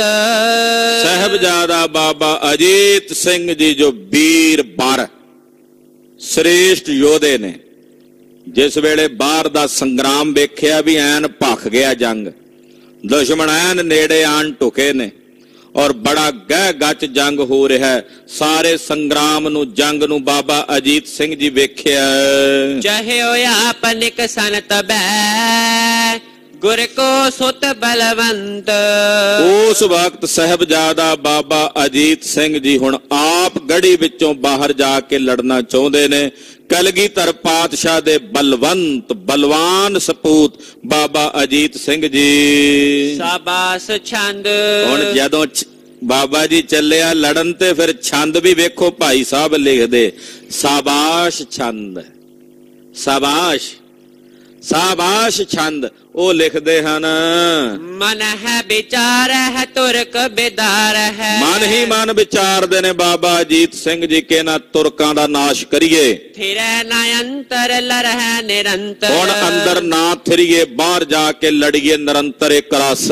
ਤਬ ਪ੍ਰਭ ਧੀਰਹਿ ਪਹੁੰਚ ਸਧੀਰ ਹੈ। ਉਸ ਵੇਲੇ ਮਨ ਚ ਧੀਰਜ ਧਾਰਨ ਕਰਕੇ ਬਾਬਾ ਅਜੀਤ ਸਿੰਘ ਜੀ ਕਲਗੀਧਰ ਜੀ ਆਪਣੇ ਪਿਤਾ ਜੀ ਦੇ ਕੋਲ ਗਏ। ਸਤਿਗੁਰ ਨੰਦਨ ਕਰ ਅਭਿਵੰਦਨ। ਸਤਿਗੁਰੂ ਜੀ ਦੇ ਸਪੂਤ ਗੁਰੂ ਕਲਗੀਧਰ ਜੀ ਦੇ ਚਰਨਾਂ ਵਿੱਚ ਆਪਣੇ ਪਿਤਾ ਨੂੰ ਮੱਥਾ ਟੇਕਿਆ।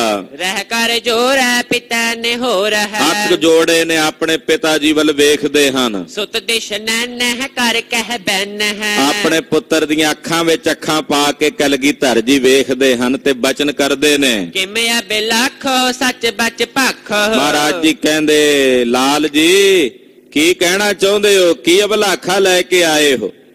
ਜਾ ਕੇ ਕੋਲ ਖਲੋ ਗਏ, ਨੇਤਰ ਚਾਰ ਹੋਏ। ਕਲਗੀਧਰ ਜੀ ਨੇ ਅੱਖਾਂ ਵਿੱਚ ਅੱਖਾਂ ਪਾ ਕੇ ਵੇਖਿਆ, ਆਖਿਆ ਲਾਲ ਜੀ ਅਜੀਤ ਸਿੰਘ ਜੀ ਕੀ ਅਭਲਾਖਾ ਲੈ ਕੇ ਆਏ ਹੋ? ਸੁਨ ਕਰ ਵੀਰ ਕਹਿ ਧਰ ਧੀਰ ਹੈ। ਸੁਣ ਕੇ ਮਹਾਰਾਜ ਜੀ ਦੇ ਬਚਨ ਬੜੇ ਧੀਰਜ ਨਾਲ ਬੋਲੇ ਬਾਬਾ ਅਜੀਤ ਸਿੰਘ ਜੀ। ਨਿਜ ਕੁਲ ਰੀਤ ਹੈ ਚਿਤ ਮਹਿ ਪ੍ਰੀਤ ਹੈ। ਕਹਿਣ ਲੱਗੇ ਮਹਾਰਾਜ ਆਪਣੀ ਕੁਲ ਦੀ ਮਰਿਆਦਾ ਨਿਭਾਉਣਾ ਚਾਹੁੰਦਾ ਹਾਂ। ਆਖੋ ਸਤਿਨਾਮ ਸ੍ਰੀ ਵਾਹਿਗੁਰੂ। ਨਿਜ ਕੁਲ ਰੀਤ ਹੈ, ਆਪਣੀ ਨਿਜ ਕੁਲ ਦੀ ਰੀਤ ਚਿਤ ਮਹਿ ਪ੍ਰੀਤ, ਉਹਨੂੰ ਨਿਭਾਉਣ ਦੀ ਪ੍ਰੀਤ ਹੈ। ਅਬੈ ਸਮੈ ਸ਼ੁਭ ਲਖ ਮਨ ਮੈਂ ਪ੍ਰਭ। ਮਹਾਰਾਜ ਹੁਣ ਬੜਾ ਸ਼ੁਭ ਸਮਾਂ ਹੈ ਜਾਣ ਕਰਕੇ। ਧਰਮ ਨਿਭਾਇ ਮੁਖ ਫਰਮਾਇ। ਮਹਾਰਾਜ ਤੁਸੀਂ ਹੁਕਮ ਕੀਤਾ ਸੀ ਧਰਮ ਨਿਭਾਉਣਾ ਹੈ ਤੇ ਆਪ ਜੀ ਹੁਣ ਫਰਮਾਵੋ ਕਿ ਮੈਂ ਆਪਣਾ ਧਰਮ ਨਿਭਾ ਲਵਾਂ। ਤੁਰਕ ਸਮੂਹਨ ਕਰ ਕਰ ਹੂਹਨ। ਮਹਾਰਾਜ ਇਹਨਾਂ ਤੁਰਕਾਂ ਦੇ ਸਮੂਹ ਨੂੰ ਮਾਰ ਮਾਰ ਕੇ ਕਰੋ ਹਟਾਵਨ ਗਥਰਣ ਥਾਵਨ। ਇਹਨਾਂ ਨੂੰ ਹਟਾਵਾਂ ਤੇ ਜੰਗ ਦੇ ਮੈਦਾਨ 'ਚ ਇਹਨਾਂ ਦੇ ਪੈਰ ਹਲਾ ਚੱਲ ਕਰਦਿਆਂ। ਸੁਨ ਬਿਕਸੇ ਗੁਰ ਕਹਿ ਭਲੇ ਉਰ। ਸੁਣ ਕੇ ਕਲਗੀਧਰ ਜੀ ਖੇੜੇ 'ਚ ਆਏ ਤੇ ਕਹਿੰਦੇ ਭਲਾ ਭਲਾ। ਇਹ ਆਪਣੇ ਮੁਖੋਂ ਗੁਰਦੇਵ ਨੇ ਬਚਨ ਕਹੇ। ਹੱਥ ਤੁਰ ਕੰਨ ਹੈ ਘਰ ਕਮਸਨ। ਜਾਓ ਅਜੀਤ ਸਿੰਘ ਜੀ ਮਾਰੋ ਦੁਸ਼ਮਣਾਂ ਨੂੰ, ਘਮਾਸਾਨ ਜੰਗ ਕਰਕੇ ਮਾਰੋ। ਸ਼ੁਭ ਪਦ ਪਾਵਹੁ ਮਨ ਮਮ ਭਾਵਹੁ। ਜਦੋਂ ਜੰਗ ਦੇ ਮੈਦਾਨ 'ਚ ਲੜ ਕੇ ਸ਼ਹੀਦ ਹੋਵੋਗੇ, ਸ਼ੁਭ ਪਦਵੀ ਪ੍ਰਾਪਤ ਕਰੋਗੇ ਤੇ ਮੇਰੇ ਮਨ ਨੂੰ ਭਾਵੋਗੇ। ਇੱਕ ਪਿਤਾ ਆਪਣੇ ਪੁੱਤਰ ਨੂੰ ਕਹਿ ਰਿਹਾ 17 ਸਾਲ ਦੇ ਨੌਜਵਾਨ ਨੂੰ, ਹਾਲੇ ਚਿਹਰੇ ਤੇ ਥੋੜਾ ਥੋੜਾ ਦਾੜਾ ਆਇਆ ਹੈ। ਕਹਿੰਦੇ ਜਾਓ ਸ਼ੁਭ ਪਦਵੀ ਨੂੰ ਪ੍ਰਾਪਤ ਹੋਵੋ, ਮੇਰੇ ਮਨ ਨੂੰ ਭਾਵੋਗੇ। ਸੁਜਸ ਬਿਥਾਰਹੁ ਅਰਗਨ ਮਾਰਹੁ। ਜਾਓ ਆਪਣੇ ਸੁਜਸ ਦਾ ਵਿਸਥਾਰ ਕਰੋ ਔਰ ਵੈਰੀਆਂ ਦੇ ਗਣਾਂ ਨੂੰ ਮਾਰ ਮੁਕਾਓ। ਸਿੱਖ ਲਿਓ ਸੰਗ ਹੈ ਹਿਤ ਅਤ ਜੰਗ ਹੈ। ਕੁਝ ਸਿੱਖਾਂ ਨੂੰ ਆਪਣੇ ਨਾਲ ਲੈ ਜਾਓ ਜੰਗ ਕਰਨ ਵਾਸਤੇ, ਤੇ ਜੰਗ ਕਰਦਿਆਂ ਸੋਚਿਓ ਤੁਸੀਂ ਸ੍ਰੀ ਗੁਰੂ ਤੇਗ ਬਹਾਦਰ ਸਾਹਿਬ ਦੇ ਪੋਤਰੇ ਹੋ, 9ਵੇਂ ਪਾਤਸ਼ਾਹ ਦੇ ਪੋਤਰੇ ਹੋ। ਤੇ ਬਾਬਾ ਜੀ ਨੇ ਵੀ ਅੱਗੋਂ ਬਚਨ ਕਿਹਾ, ਮਹਾਰਾਜ ਆਪ ਜੀ ਨੇ ਮੇਰਾ ਨਾਮ ਅਜੀਤ ਸਿੰਘ ਰੱਖਿਆ ਤੇ ਕੁਝ ਸੋਚ ਕੇ ਰੱਖਿਆ ਨਾ। ਅਜੀਤ ਦਾ ਮਤਲਬ ਹੁੰਦਾ ਜਿੱਤਿਆ ਨਾ ਜਾਵੇ। ਨਾਮ ਕਾ ਅਜੀਤ ਹੂੰ जीता ना जाऊंगा, जीता गया अगर तो जीता नहीं आऊंगा। बाबा अजीत सिंह जी गुरु कलगीधर जी दा थापड़ा लैके जिस प्रकार नाल रण भूमि च जाके लड़े ने वो कथा आप जी अगलियां प्रसंगां च सरवण करोगे। गुरु पातशाह दा पावन पवित्र इतिहास कथन करदियां होइयां भुल्लां चुकां दी खेमा अरदास करनी सतगुरु जी अगाह वास्ते सदबुद्धि ते सुमत प्रदान करन। साध संगत जी पिछले कुछ दिनों तो आप जी दे चरनां च बेनतियां कीतियां जा रहीआं हन। साहिब नौवें पातशाह धन श्री गुरु तेग बहादुर साहिब जी महाराज ਜਿਨ੍ਹਾਂ ਦੀ ਕਿਰਪਾ ਸਦਕਾ ਅਸੀਂ ਇਸ ਸ਼ਹਿਰ ਵਿੱਚ ਵਸਦੇ ਹਾਂ। ਇਹ ਸ਼ਹਿਰ 9ਵੇਂ ਪਾਤਸ਼ਾਹ ਦੀ ਕਿਰਪਾ ਨਾਲ ਵਸਿਆ। ਸਾਡਾ ਸਾਰਿਆਂ ਦਾ ਕਰਤੱਵ ਤੇ ਫਰਜ਼ ਹੈ ਅਸੀਂ 9ਵੇਂ ਪਾਤਸ਼ਾਹ ਦੇ ਚਰਨਾਂ 'ਚ ਸਮਰਪਣ ਹੋ ਕੇ ਰਹੀਏ। ਗੁਰਦੇਵ ਸੱਚੇ ਪਾਤਸ਼ਾਹ ਦਾ ਵੱਡਾ ਭਾਰੀ ਪਰਉਪਕਾਰ ਹੈ ਸਾਡੇ ਤੇ। ਦਇਆਨੰਦ ਸਵਾਮੀ ਜੀ ਦਾ ਪਾਵਨ 400 ਸਾਲਾ ਪ੍ਰਕਾਸ਼ ਪੁਰਬ ਦਿਹਾੜਾ ਆ ਰਿਹਾ ਹੈ। ਵੱਡੇ ਪੱਧਰ ਦੇ ਉੱਤੇ ਜਿਹੜਾ ਸਮਾਗਮ ਪਟਿਆਲੇ ਸ਼ਹਿਰ ਦੇ, ਪਟਿਆਲੇ ਜ਼ਿਲ੍ਹੇ ਦੀਆਂ ਸਾਰੀਆਂ ਸੰਗਤਾਂ ਵੱਲੋਂ ਮਨਾਇਆ ਜਾਣਾ, ਉਹ ਦਿਨ 21 ਮਾਰਚ ਦਾ ਰੱਖਿਆ ਗਿਆ ਹੈ। 21 ਮਾਰਚ ਵਾਲੇ ਦਿਨ ਵਿਚਾਰ ਚੱਲ ਰਹੀ ਹੈ ਕਿ ਜੋ ਬਾਹਰ ਜੇਲ੍ਹ ਰੋਡ ਦੇ ਉੱਤੇ ਹੁੱਡਾ ਗਰਾਊਂਡ ਹੈ, ਉੱਥੇ ਵੱਡੇ ਪੱਧਰ ਦੇ ਉੱਤੇ ਦੀਵਾਨ ਸਜਾਏ ਜਾਣਗੇ 21 ਤਰੀਕ ਨੂੰ, ਦਿਨ ਦੇ ਦੀਵਾਨ। ਪਰ ਉਸ ਤੋਂ ਪਹਿਲਾਂ ਵੀ ਸਮਾਗਮਾਂ ਦੀਆਂ ਲੜੀਆਂ ਪ੍ਰਾਰੰਭ ਹੋਈਆਂ ਨੇ, ਜਿਸ ਦੀ ਪ੍ਰਥਮ ਸਮਾਗਮ ਦੀ, ਪਹਿਲੇ ਸਮਾਗਮ ਦੀ ਜਿਹੜੀ ਆਰੰਭਤਾ ਹੈ ਸ਼੍ਰੋਮਣੀ ਗੁਰਦੁਆਰਾ ਪ੍ਰਬੰਧਕ ਕਮੇਟੀ ਵੱਲੋਂ ਸਾਰੇ ਸ਼ਹਿਰ ਦੀਆਂ ਸੰਗਤਾਂ ਦੇ ਸਹਿਯੋਗ ਨਾਲ 1 ਫਰਵਰੀ ਤੋਂ 10 ਫਰਵਰੀ ਤੱਕ ਨਿਤਨੇਮ ਦਾ ਪਾਠ ਬੋਧ ਸਮਾਗਮ, ਸੰਥਿਆ ਸਮਾਗਮ ਰੋਜ਼ਾਨਾ ਸਵੇਰੇ 10 ਤੋਂ 12 ਵਜੇ ਤੱਕ ਕਰਵਾਇਆ ਜਾਣਾ ਹੈ। ਇਸ ਪਾਠ ਬੋਧ ਸਮਾਗਮ ਦੇ ਵਿੱਚ ਗਿਆਨੀ ਸੁਲਤਾਨ ਸਿੰਘ ਜੀ ਮੁੱਖ ਅਰਦਾਸੀਏ ਧੰਨ ਗੁਰੂ ਰਾਮਦਾਸ ਪਾਤਸ਼ਾਹ ਦੇ ਪਾਵਨ ਦਰਬਾਰ ਦੇ, ਉਹ ਆ ਕੇ ਸੰਗਤ ਨੂੰ ਪਾਠ ਬੋਧ ਕਰਾਉਣਗੇ, ਸੰਥਿਆ ਕਰਾਉਣਗੇ। ਗਿਆਨੀ ਹਰਮਿੱਤਰ ਸਿੰਘ ਜੀ ਹਾਜ਼ਰੀਆਂ ਭਰਨਗੇ। ਹੋਰ ਵੀ ਪੰਥ ਦੇ ਬਹੁਤ ਸਾਰੇ ਵਿਦਵਾਨ ਸਮੇਂ-ਸਮੇਂ ਨਾਲ ਇਹਨਾਂ ਦੀਵਾਨਾਂ ਦੇ ਵਿੱਚ ਹਾਜ਼ਰੀਆਂ ਭਰਨਗੇ। ਤਖਤ ਸ੍ਰੀ ਕੇਸਗੜ੍ਹ ਸਾਹਿਬ ਜੀ ਦੇ ਜਥੇਦਾਰ ਗੁਰਮੁਖ ਪਿਆਰੇ ਜਥੇਦਾਰ ਸਿੰਘ ਸਾਹਿਬ ਭਾਈ ਸਾਹਿਬ ਭਾਈ ਰਘਬੀਰ ਸਿੰਘ ਜੀ, ਉਹ ਵੀ ਹਾਜ਼ਰੀਆਂ ਭਰਨਗੇ। ਸਮੂਹ ਸੰਗਤਾਂ ਦੇ ਚਰਨਾਂ ਵਿੱਚ ਬੇਨਤੀ ਹੈ, ਇਹਨਾਂ ਪਾਠ ਬੋਧ ਸਮਾਗਮਾਂ ਵਿੱਚ ਵੱਧ ਚੜ ਕੇ ਹਾਜ਼ਰੀਆਂ ਭਰੋ।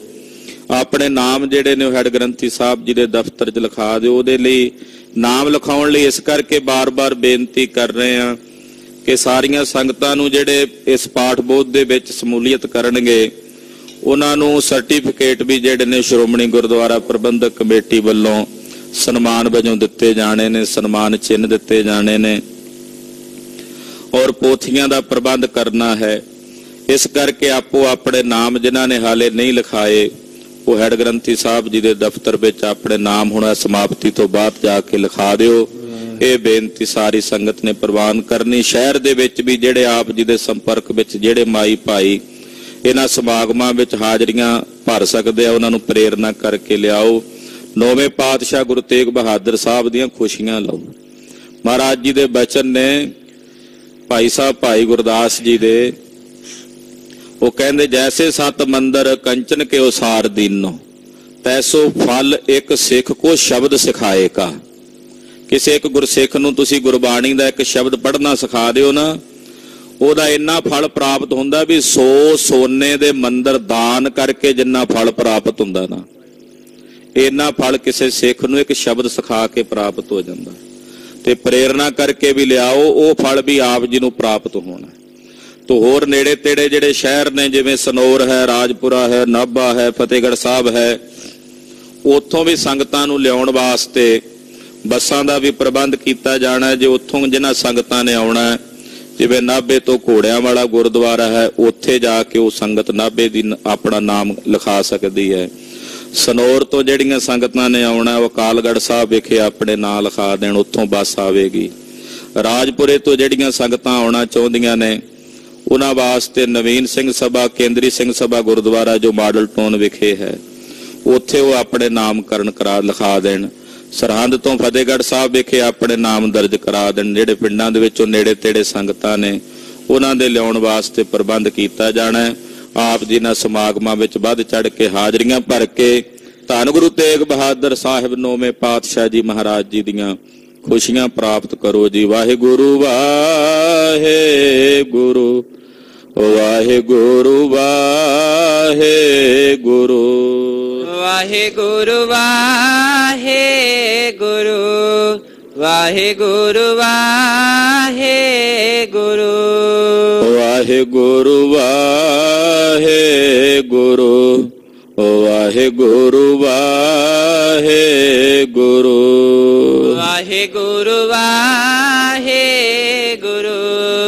ਵਾਹਿਗੁਰੂ ਵਾਹਿਗੁਰੂ ਵਾਹਿਗੁਰੂ ਵਾਹਿਗੁਰੂ ਵਾਹਿਗੁਰੂ गुरु वाहे गुरु वाहे गुरु वाहे गुरु वाहे गुरु वाहे गुरु हे अच्युत हे पार ब्रह्म अविनाशी अघनाश हे पूरन हे सर्वमय मुख भंजन गुणतास हे संगी हे निरंकार हे निर्गुण सब टेक हे गोविंद हे गुण निधान जाके सदा विवेक हे अपरंपर हर हरे है भी होवन हार हे संत कै सदा संग दे धारा आधार हे ठाकुर हों दासरो